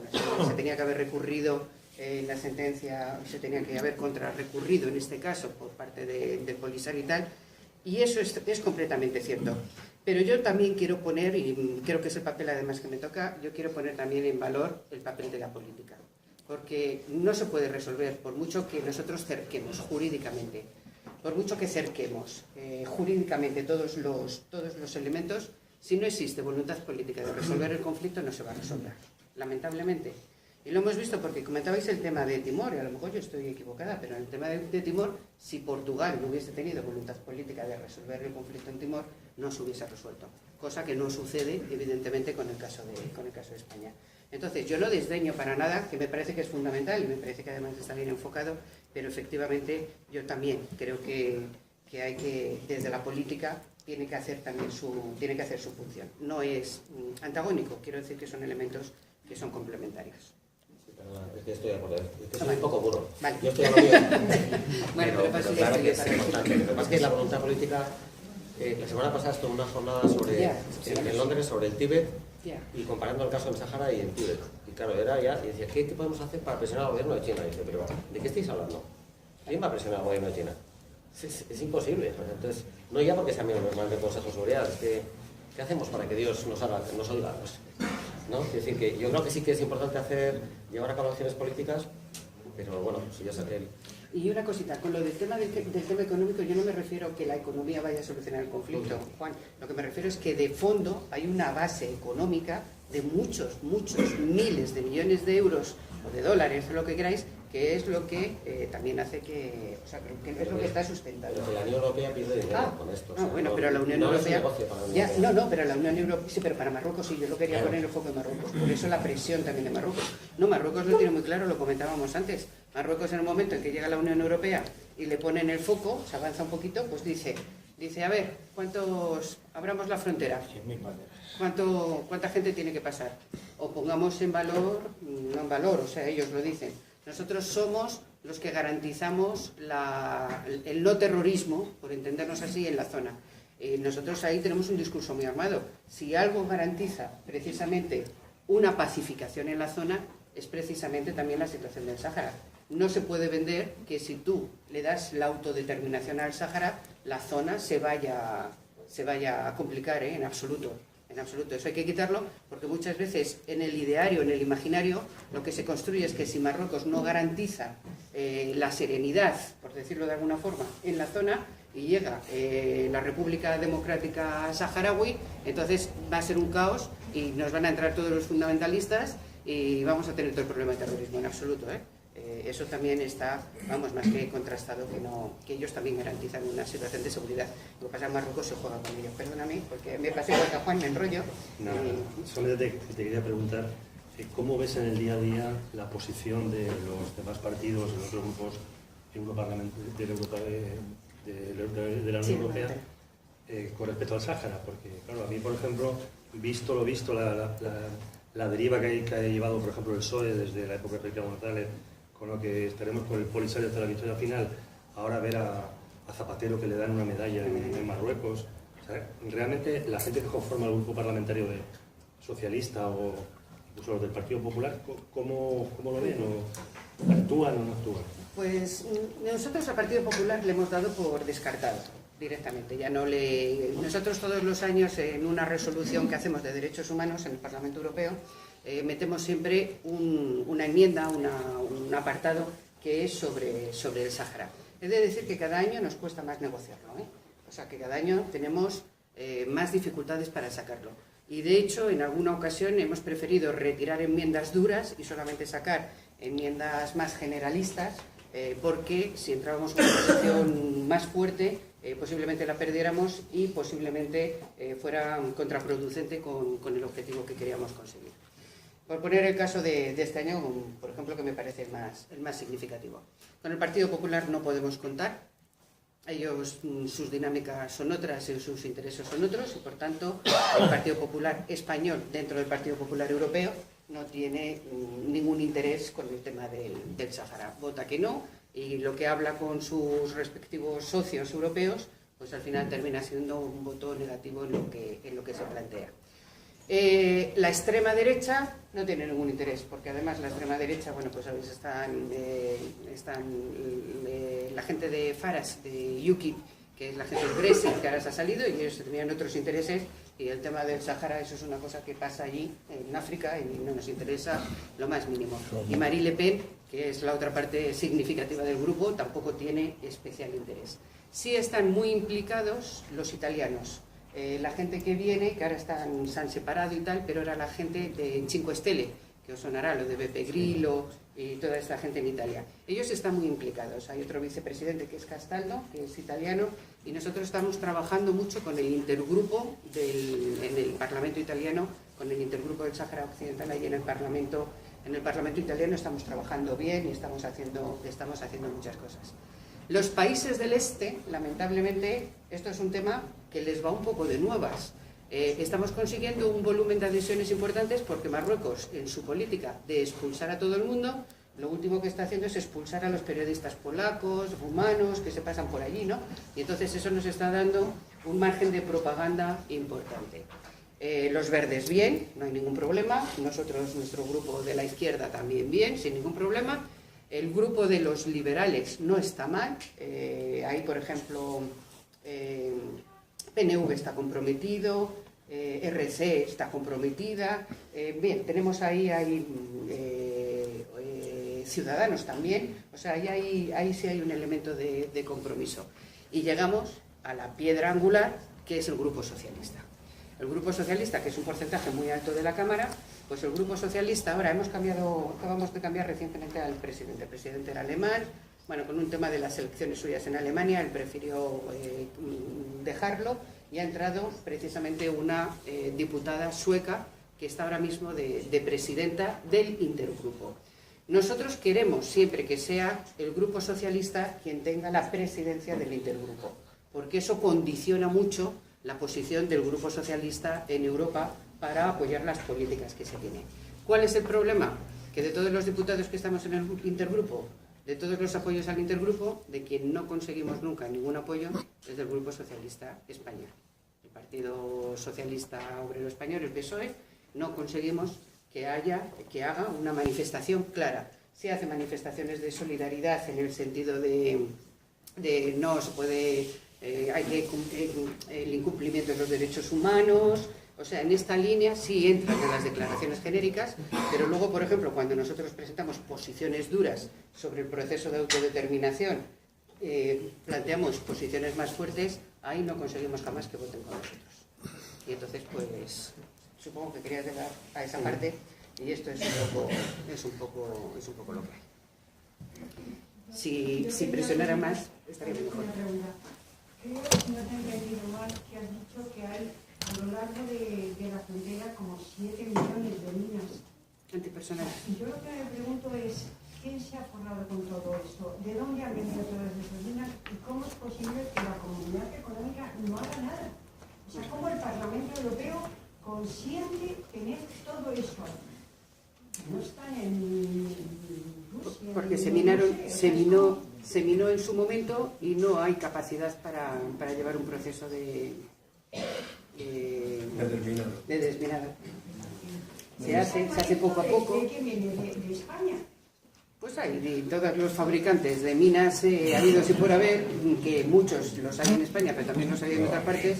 Ahí hay un interés, evidentemente, de las industrias de defensa. Y aunque ahora ya está prohibido el tema de las minas antipersona, y efectivamente se está llevando a la limpieza de la zona, pero claro, es que estamos hablando de 7 millones, y es muy difícil en un desierto localizar las minas que hay. Es verdad que se están quitando, pero sigue habiendo hay un problema serio, muy grave con y no están todas juntas. No, claro, están diseminadas a lo largo de 2.720 kilómetros de muro. Claro, eso viene de antiguo, pero claro, vas por el desierto, hombre, hay una franja de seguridad, evidentemente, que más o menos es conocida, pero eso no quita para que en un momento determinado pues pasen accidentes con muerte que están sucediendo. Si no damos por hecho... si no lo damos por normal. O sea que nosotros lo que hacemos es insistir permanentemente que se tienen que poner recursos precisamente para eliminar estas minas antipersona. Pero la realidad es que por mucho que tú quieras hacer, es complicado, porque tampoco Marruecos no tiene una voluntad de coger y decir vamos a limpiar las minas, ¿no? Ahí hay mucho trabajo, mucho trabajo voluntario de mucha gente que va haciendo ese trabajo de desminado. Y además, no solamente eso, sino que todo el muro está defendido por el ejército marroquí, que invierte ahí millones y millones. Bueno, para que se tenga en cuenta, me parece que en estos momentos, más o menos, hablo de memoria, España debe de invertir en ejército, no sé, me parece que no llega al 1% del PIB, por ahí debe andar, 1 y algo. Marruecos invierte 3 veces más de su PIB, un 3 y pico %. Varias veces más que Estados Unidos, sobre el PIB de Estados Unidos. O sea, si Marruecos no tuviera que defender ese muro, por ejemplo, no tendría un 30 y tantos % de analfabetismo que tiene, claro. Que es curioso, ¿no? Bueno, dices que tendría más dinero el rey, sí, también es verdad. Os podéis meter en cualquiera de las fotos que, haciendo hincapié en lo que decías, os podéis meter en muchas fotos, buscáis, ahora se ve perfectamente con los mapas y tal, el muro marroquí, y cada cuántos kilómetros son, cada 5, a lo mejor estoy diciendo, a lo mejor me estoy pasando de corto, pero yo creo que cada 5 kilómetros más o menos, no sé exactamente, bueno, a lo mejor es más, tampoco, no os quedéis con la cifra. Hay una guarnición. Claro, hay una guarnición militar marroquí instalada, allí con todo. Ahí están los militares en montículos que se establecen en el muro, y están allí los militares, están con los coches, con los helicópteros, hay un destacamento militar.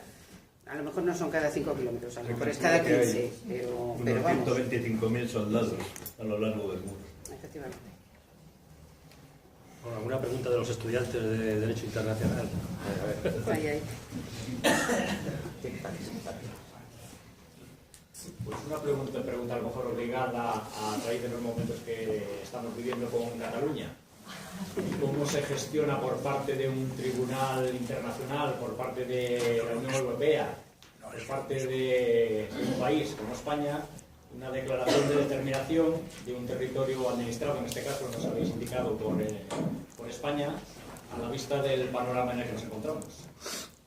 ¿Dices Cataluña, territorio administrado por España? No, bueno, me está refiriendo al Sáhara. Estamos hablando, ¿no? Que el administrador es España, pero los ocupados Marruecos. Pero no entiendo la pregunta. ¿Cómo se gestiona desde la Unión Europea una declaración de autodeterminación? ¿La de Cataluña? Estamos hablando de autodeterminación, la habéis mencionado en varios momentos, ¿no? Por parte de los territorios ocupados. Vamos a ver, el derecho a autodeterminación del pueblo saharaui es reconocido por Naciones Unidas. Hay un plan de paz, hay un censo, pero falta la voluntad política de decidir. Se celebra el referéndum con este censo y las partes tienen que aceptar los resultados. Y con la patata caliente que tenemos ahora a nivel europeo, a nivel internacional... Pero no tiene nada que ver. El conflicto del Sáhara es un conflicto de pizarra. ¿Cómo se gestiona esto? El del Sáhara no tiene nada que ver. O sea, hay mentes obtusas que cuando hablan de autodeterminación piensan que si habla del derecho a autodeterminación del pueblo saharaui, estamos abriendo la puerta a la autodeterminación de Cataluña o del País Vasco. Por ejemplo, sería abrir el melón a todos estos... Entonces, perdón, porque cuando he dicho mentes obtusas, perdona, no me refería a ti. Estaba diciendo que es que a veces es un argumento que se utiliza en la política para que no, porque no abrimos ninguna puerta, porque el derecho a autodeterminación lo reconoce el derecho internacional a los pueblos sometidos a la dominación colonial extranjera racista, no a los pueblos que forman parte de un Estado ya constituido. Yo creo que en la Unión Europea, España, entre otros países, perdieron la oportunidad de zanjar el tema que se está planteando ahora con Cataluña, con el caso de Kosovo. Porque Kosovo hubo una declaración unilateral de independencia Y los estados le exigieron al tribunal que ni mencionara el derecho a la autodeterminación. Y tenía que haberle dicho todo lo contrario. Digo, diga usted cuál es el alcance actual del derecho a la autodeterminación. ¿Y qué habría dicho la Corte? El derecho internacional, lo que había dicho el Tribunal de Canadá en relación con Quebec. El derecho internacional reconoce el derecho de autodeterminación a los pueblos sometidos a humillación colonial, extranjera o racista, o a los pueblos que, formando parte de un Estado ya constituido, son objeto de graves violaciones de derechos humanos. Como dijo el Tribunal Supremo de Canadá en relación con Quebec, no es el caso de Quebec, ni es un pueblo sometido a humillación colonial, ni extranjera, ni racista, y es un Estado de Derecho y tiene sus propias instituciones y tienen ministros quebequeses que están participando en el gobierno de Canadá. El derecho internacional no le reconoce el derecho a la autodeterminación. Y el tribunal podría haber dicho tranquilamente, el caso de Kosovo es precisamente el caso en el que se está produciendo la autodeterminación de un territorio o de un pueblo que forma parte de un Estado ya constituido, porque si veis las resoluciones del Consejo de Seguridad en relación con el conflicto de Yugoslavia, siempre se recordaba que Kosovo formaba parte de la integridad territorial de Serbia. O sea, eso no lo ha cuestionado nunca en Naciones Unidas, es un principio sagrado, la integridad territorial. Pero podría haber dicho, pero es que no es un Estado de Derecho, se ha producido un genocidio contra la población albano-kosovara, y lo que ahora se llama solución como remedio, en una situación en la que después de un conflicto bélico se llega a la conclusión de que son incapaces de convivir, puede ser una solución. Y esa habría sido la... Ya por eso habíamos liquidado, porque como ahora todo el mundo dice, no, porque el derecho internacional no dice nada de esto. El derecho internacional, si veis la Carta de las Naciones Unidas, la primera mentira, que suena bien, pero es la primera mentira, en el preámbulo, dice, nosotros los pueblos del mundo decididos evitar a nuevas generaciones el flagelo de la guerra. Nosotros los pueblos del mundo, no, nosotros los estados. Los pueblos del mundo no participan en el derecho internacional. Muy bien, muy bien. El derecho internacional lo hacen los estados. Y se acabó. Para el derecho internacional hay el pueblo español y el pueblo francés. No hay pueblo catalán, ni pueblo vasco, ni más pueblos. Pero claro, el derecho internacional lo hacen los estados. Es un club cerrado y los estados africanos, cuando ejercieron el derecho a la autodeterminación y se convirtieron en estados, lo primero que hicieron, la primera reunión de la Unión Africana fue reivindicar que esas fronteras no las toca ni Dios, en lenguaje africano. En latín, uti positi sutis, pero era la forma de decir, ya somos estados, formamos parte del club de elegidos, a que no lo vengan ahora con que se quieren separar de nosotros. Y cuando lo intentaron, lo impidieron. Y pasó en Congo y pasó en Nigeria y es lo que hay. Sí, yo creo que hay dos cosas distintas. Una es el... perdón. No, solamente una curiosidad. ¿El pueblo saharaui aceptaría una forma de autogobierno que no fuera Estado independiente, como forma de autodeterminación? ¿O nunca aceptaría...? Eso habría que preguntárselo a ellos, ¿no? Quiero decir, hay una propuesta que Francia se guarda siempre en la manga, y Estados Unidos también, en las negociaciones, que es la partición del territorio. Marruecos y Mauritania se dividieron el territorio por aquí, entre los dos, en el año 76. No tratado además que si veis al registro de tratados de Naciones Unidas está en el registro. Y nunca se habla de eso abiertamente. Y Bastarri me llamó hace poco y me dijo, sé que esto no te va a gustar, pero voy a publicar en el New York Times un artículo defendiendo la partición del territorio, porque hay que poner fin a esto, porque si no, y es verdad, el pueblo saharaui se está diluyendo, los campamentos se están deshaciendo. Y me decía, ¿tú qué opinas? Digo, yo nunca voy a poder defender eso. Políticamente, en ningún caso. Si políticamente llega a un acuerdo, será cosa de ellos. Pero yo no me imagino a mis amigos saharauis, a Brahim, a la gente que estamos viendo que han estado desaparecidos hasta 16 años, diciéndoles, bueno, a partir de ahora, la ciudad donde vivís el año pasa a ser Marruecos.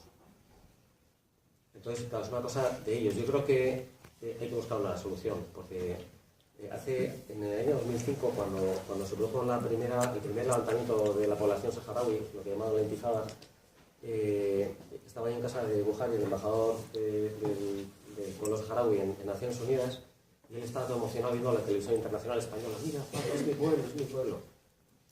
Y cuando yo me iba me decía, el pueblo saharaui será independiente, pero dentro de 50 años. Y en los 150 años no hay pueblo saharaui. No hay. O sea, los campamentos se están desmantelando, porque la gente ya no aguanta más, y lo que quiere es vivir. Pero bueno, sí, es una buena pregunta. Desde luego, ellos aceptaron el plan de Baker. A ver, mis alumnos no han estudiado todavía el derecho a autodeterminación. La autodeterminación no significa siempre estar independiente, hay otras formas políticas de organizarse, ¿no? Entonces se me ha ocurrido pensar que a lo mejor podría ser una solución. Es una posibilidad. Porque yo no sé, tampoco culturalmente, supongo que los saharauis y los marroquíes son muy distintos, ¿no? Son muy distintos. Sí, no tiene nada que ver. Y de hecho, cada vez más, como consecuencia del conflicto, porque en los últimos problemas que se han producido en los territorios ocupados ha sido que el gobierno marroquí utiliza los colomos contra la población civil saharaui. Claro. Y esto ha abierto ya una brecha que... Porque antes era... Yo, a nuestros amigos saharauis, cuando estás con ellos dicen, no, yo me relaciono con los colonos. Y digo, somos vecinos, vamos a llevarnos bien, pero nunca se te olvide que tú eres colono y yo soy saharaui. Y tú estás en tu tierra. Y lo digo así, día a día. No, es que eso es lo que te hace pensar que algún día va a tener que tomar una solución. Brahim Dahar, que para mí es el jefe. No, está trabajando los territorios ocupados. Y es un hombre que yo, yendo con él en el coche por el Ayón, nos para la policía. Y dice, salga del coche y documentación. Y no voy a salir del coche. Y no te va a dar la documentación. ¿Cómo dice? Que no voy a salir. Documentación, que no voy a salir. Sale del coche y le dice, no te voy a dar el pasaporte. Y empieza a gritar. Y nos dice, nosotros tranquilos, porque ahora se va a montar, ya sabe que va a montar, ¿no? Y le dice, vamos a ver, tú eres un marroquí. Esta es mi tierra, esto es el Sáhara Occidental. Iros de aquí, quítate del medio y déjame seguir. ¿Tú sabes quién soy yo? ¿Sabes quiénes vienen conmigo con el coche? Y los que vienen en el coche atrás son policías, amigos tuyos, que nos vienen siguiendo. Entonces quítate de una vez. Y el policía ya dice, ¿ahora qué hago? Y le llama al jefe, sale el jefe de la gendarmería y otra vez, y todos gritando, y al final el jefe de la policía dice, venga, déjales pasar. Bueno, pues ese enfrentamiento diario, esa batalla permanente la llevan a cabo allí. Y claro, cuando ves a la gente con esa convicción, yo cómo voy a imaginar que le dicen a partir de ahora, tu tierra ya es parte de Marruecos. Yo no me lo puedo imaginar. Si el plan Baker preveía una autonomía y los saharauis lo aceptaron, el Frente Polisario aceptó ¿sabes? En el año 2002 el Frente Polisario me pidió, ¿por qué no hacéis una declaración, igual que son la de profesores de Derecho Internacional, de Relaciones Internacionales de toda España, un decálogo que explique, el derecho internacional dice esto sobre el conflicto saharaui? Nos vemos en San Sebastián. Mientras estábamos haciendo el decálogo, recibíamos llamadas del Ministerio de Exteriores de González Campos, que estaba ahí en la asesoría jurídica, diciendo, hablar del plan Baker. Y nos decíamos, no vamos a hablar del plan Baker, eso no es derecho internacional, eso es un acuerdo político. Si el Polisario quiere aceptarlo, es su problema, pero nosotros no podemos hablar del plan Baker. Hicimos un decálogo impecable, yo me tuve que pelear con todo el mundo, pero salió como queríamos hacerlo, y al día siguiente el Polisario acepta el plan Baker. Y dice, vale, muchas gracias, ahora ya queda yo de cine. Y me dijo, no, pero ¿sabes qué pasa? Nos hemos ido donde el secretario general y le hemos dicho, mira, derecho internacional, plan Baker, estamos aceptando esto. Mira el recorrido que estamos haciendo. Y estaban aceptando el plan Baker. ¿El plan Baker qué es? Una autonomía de 5 años, con la promesa de que luego a los 5 años... Pero claro, si la población saharaui vuelve a los campamentos, al territorio, ya se acabó. O sea, que si se acabó el conflicto, porque la resistencia no la para nadie. El problema del pueblo saharaui es que no se puede defender desde fuera. Porque los pueblos que están dentro le están dando hasta el carnet de identidad español. Claro, bueno, primero que no confundamos derecho de autodeterminación con otros derechos. Es decir, los derechos de los pueblos no se constituyen más que por los derechos de las personas cuando se ponen de acuerdo y constituyen el derecho de un pueblo. Se ponen de acuerdo por muchas razones sentimentales, políticas, culturales, etcétera, o de territorio, ¿no? Eso por un lado. Y luego, por otro, claro, hay otra forma de resolver este conflicto que desgraciadamente se plantea. Y todos estaréis pensando en cuál. Yo detesto el asunto, no por el hecho sí, es que es el volver a las armas. Yo no me acuerdo, pero creo que en uno de los últimos congresos del Polisario esto se planteó y tuvo un apoyo más que significativo, ¿no? Claro. Hoy día plantear eso, Marruecos aplaudiría con las orejas, porque sencilla y llanamente le pone la cruz de terroristas y absolutamente pues la destrucción del pueblo saharaui sería inmediata. Ahora, yo no sé si esa dilución que se está diluyendo el pueblo saharaui es tanta como para que la gente joven, hay que tener en cuenta que está naciendo la tercera generación en los campamentos de refugiados, exiliados. Y se buscan la vida, como muy bien habéis dicho, como pueden. Estudian en Cuba, estudian en Argelia, etcétera. Pero yo no sé si en un momento dado esa generación nueva nos dirá, mira, no, aquí yo ya no aguanto más y vamos a ver cuánto esto. Esto es muy difícil porque claro, no son las mismas circunstancias que se dieron cuando la guerra entre Marruecos y el Polisario, en donde todavía teníamos la política de bloques y por lo tanto se podía mantener esa guerra porque uno de los bloques apoyaba por un lado y el otro de los bloques apoyaba por el otro. Pero claro, no es descartable. Pero yo hace muchos años que pienso, antes no lo decía porque encima siendo vasco, todo lo que es una violencia me caía encima, con razón. Pero ahora que son los catalanes los que están dando la tabarra, Ahora responde, yo creo que el Polisario debería utilizar la fuerza, no va a ganar una guerra, porque tampoco lo hubiera ganado nunca en los años 70. Se lo pagan un puñetazo. Pero no buscando víctimas, simplemente diciendo, estamos aquí. Porque es que nadie sabe ni que existen. O sea, entre nosotros, sí, no parece que todo el mundo sabe lo que es el Sáhara, pero y si nos pasa en clase. Yo entiendo que los chavales cuando hablan de la marcha verde dicen, joder, yo no había nacido. Y entonces ya en Napoleón ni te hablo. Alguno no había nacido ni su padre. No, pero es verdad, si lo tienes en cuenta, cuando a mí la guerra civil me sonaba al año Matusalén, pero hacía 23 años cuando nací yo que había terminado la guerra. Y el conflicto la guerra del Sáhara acabó en el año 91 y muchos de los que están aquí no habían nacido. Entonces a veces nos falta esa referencia. Nos escandaliza cuando hablan de franquismo y dicen, uy, aquello. Es lo que el tema no sé cuánto, de la selectividad. Pero claro, para ellos el franquismo acabó hace 40 años y pues algunos le vemos aflorar de vez en cuando al franquismo. Algunos le vemos aflorar al franquismo de vez en cuando, últimamente. Yo con relación a ese tema fue en el último congreso la población más joven, no solamente la más joven, pero sí la más joven, es la que decía que dar un tiempo para que Naciones Unidas termine de actuar y tal, pero sí se plantea con más fuerza ir a otro tipo de mecanismos. Yo lo reconozco, yo como a mí pasa un poco al contrario, yo como soy en contra incluso de lo que dice la propia Unión Europea, ¿no? Porque yo he escuchado esta semana a Timmermans en el Parlamento justificando que el uso de la violencia moderada algunas veces está justificado. Quiero decirlo porque me parece que también es importante. Pero yo que soy una pacifista nata, en fin, como algo propio, a mí el pensar que no se pueden buscar soluciones políticas y que las soluciones tienen que ser por otra vía, a mí personalmente me cuesta la historia de la un descolonización. infierno.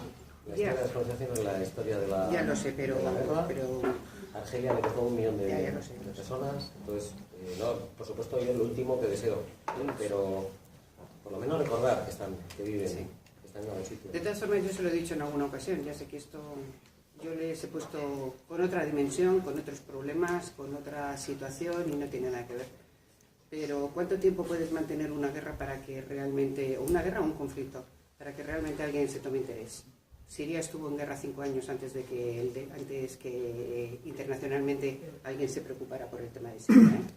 Hay que empezar un conflicto moderado.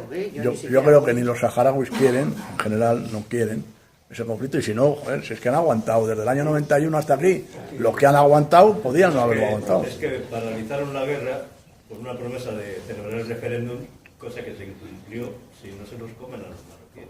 Habían reconquistado 1/3 de... No, yo creo que la guerra no la habrían ganado nunca, porque tenían un ejército de amiguetes, dicho con todo el cariño, pero frente a un ejército como marroquí no tiene nada que hacer. Lo que pasa es que para la economía marroquí, kilómetros de muro, con guarnición, era casi la tercera parte del presupuesto de Marruecos. Y por eso se está negociando, no porque van a ganar la guerra los saharauis.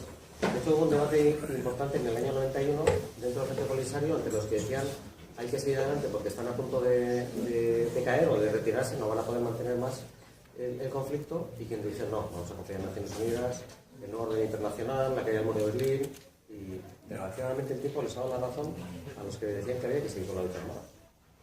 Yo absolutamente pacifista, y de paso también hay 4 abogados saharauis, 4 abogados saharauis. Yo paso, si alguien quiere venir como observador internacional de los juicios, siempre es bienvenido. Nos falta gente. Sí, no hace falta ninguna especialización en nada, simplemente es ir allí, si sabes derecho, por lo menos si ves un poco, tenemos traducción, o sea que lo dejo caer por si alguien sabe. Bueno, lo de la traducción es de aquella manera, O sea, quiero decir que cuando nos ha pasado, perdona Juan, nos ha pasado que teníamos la traducción, no es lo mismo cuando hablan en marroquí que cuando hablan en sahaní, pero cuando teníamos la traducción, cuando hablaban los testigos de la defensa, en nuestro caso de los acusados, curiosamente la traducción se interrumpía. Entonces, bueno, siempre había problemas. El último juicio fue un desastre. En la mitad de la traducción... de los 4 saharauis que hay, 3 abogados estuvieron desaparecidos 16 años. Y hablas con ellos y no tienen ni esto de odio. No tienen la violencia para nada. Pero en verano no recibo fin, pero estamos ahí con una gente, un señor que fue, no os puedo decir más, vale, sí que os estoy diciendo algo, y le dijo, los saharauis estáis en la encrucijada, tenéis que hacer un congreso y refundar otra vez el Frente Polisario y decir cuáles son vuestros objetivos, que no son los del 75 ni los del 73, y tenéis que plantearos si queréis empezar a llevar a cabo pequeñas acciones armadas. Y era alguien que a mí me da mucho respeto y absolutamente pacifista y tal, y el abogado saharaui hacía así, porque claro, es que ¿qué vamos a hacer? Otros 40 años así. Otra cosa es que, bueno, yo no sé, no creo que el Polisario vaya a hacerlo, pero... No lo va a hacer. En fin, este debate no ha existido, ni hemos hablado de este tema, ¿eh? No, lo voy a borrar del... Sí. Bueno. Yo quisiera saber qué repercusión puede tener en el Parlamento Europeo o en el Gobierno Europeo las pequeñas decisiones políticas que se tomen en las pequeñas administraciones españolas. Me explico. No hace mucho la Comunidad Autónoma Murciana aprobó una declaración institucional apoyando la ejecución de la sentencia de diciembre del 16 sobre el comercio. En Segovia, en algunos pueblos, se han aprobado declaraciones institucionales similares a esa. ¿Eso llega a Europa de alguna manera?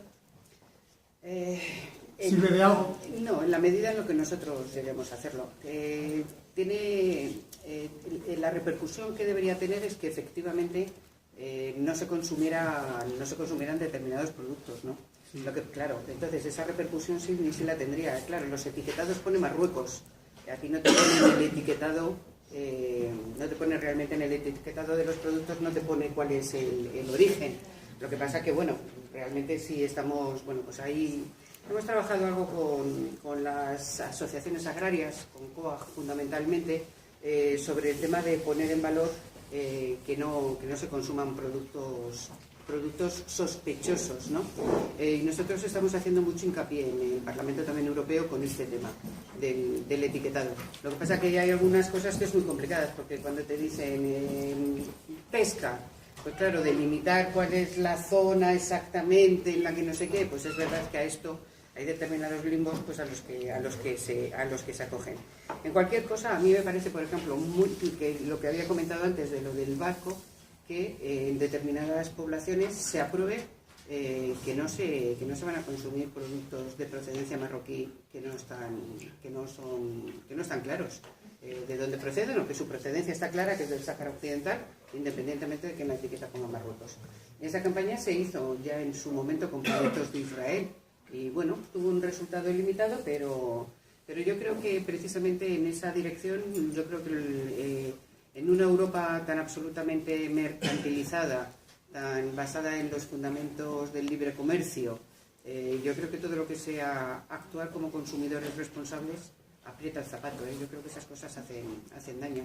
Y cuando se hace una campaña para tratarlo, hombre, tiene los resultados que tiene, pero bueno, yo creo que al final son más significantes de lo que hay. ¿Cuál es el tema? Yo creo que el tema de fondo es, bueno, pues lo que comentabais antes. Hay partidos que no tienen ningún compromiso con buscarle una solución al tema del Sáhara, y habrá otros partidos que sí tengan una solución al Sáhara, o sí planteen una solución al Sáhara.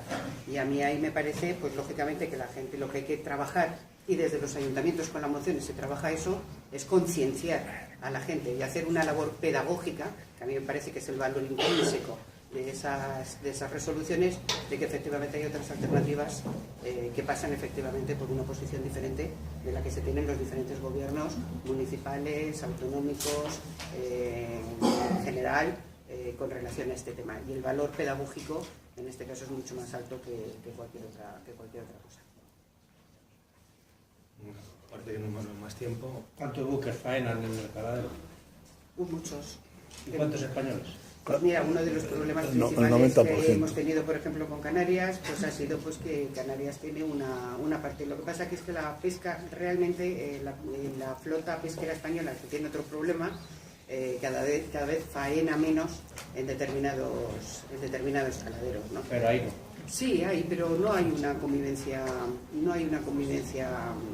hay un acuerdo, el acuerdo de pesca que se lleve por las toneladas que te correspondan y ya está. Ahora mismo no, ha habido otros momentos en que las situaciones han sido más complicadas.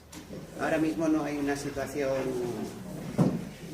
no hay una situación especialmente convulsa precisamente en la zona. Pero la va bien, porque en diciembre va a dar Pero no es que sea convulsa, es que estamos sacando dinero. No, pero va La bien. flota pesquera está sacando Lo dinero. que pasa es lo que dice Juan, tiene razón, va a ser la sentencia ahora. Va a ser una sentencia en diciembre y la sentencia tiene que decir que el acuerdo de pesca es ilegal.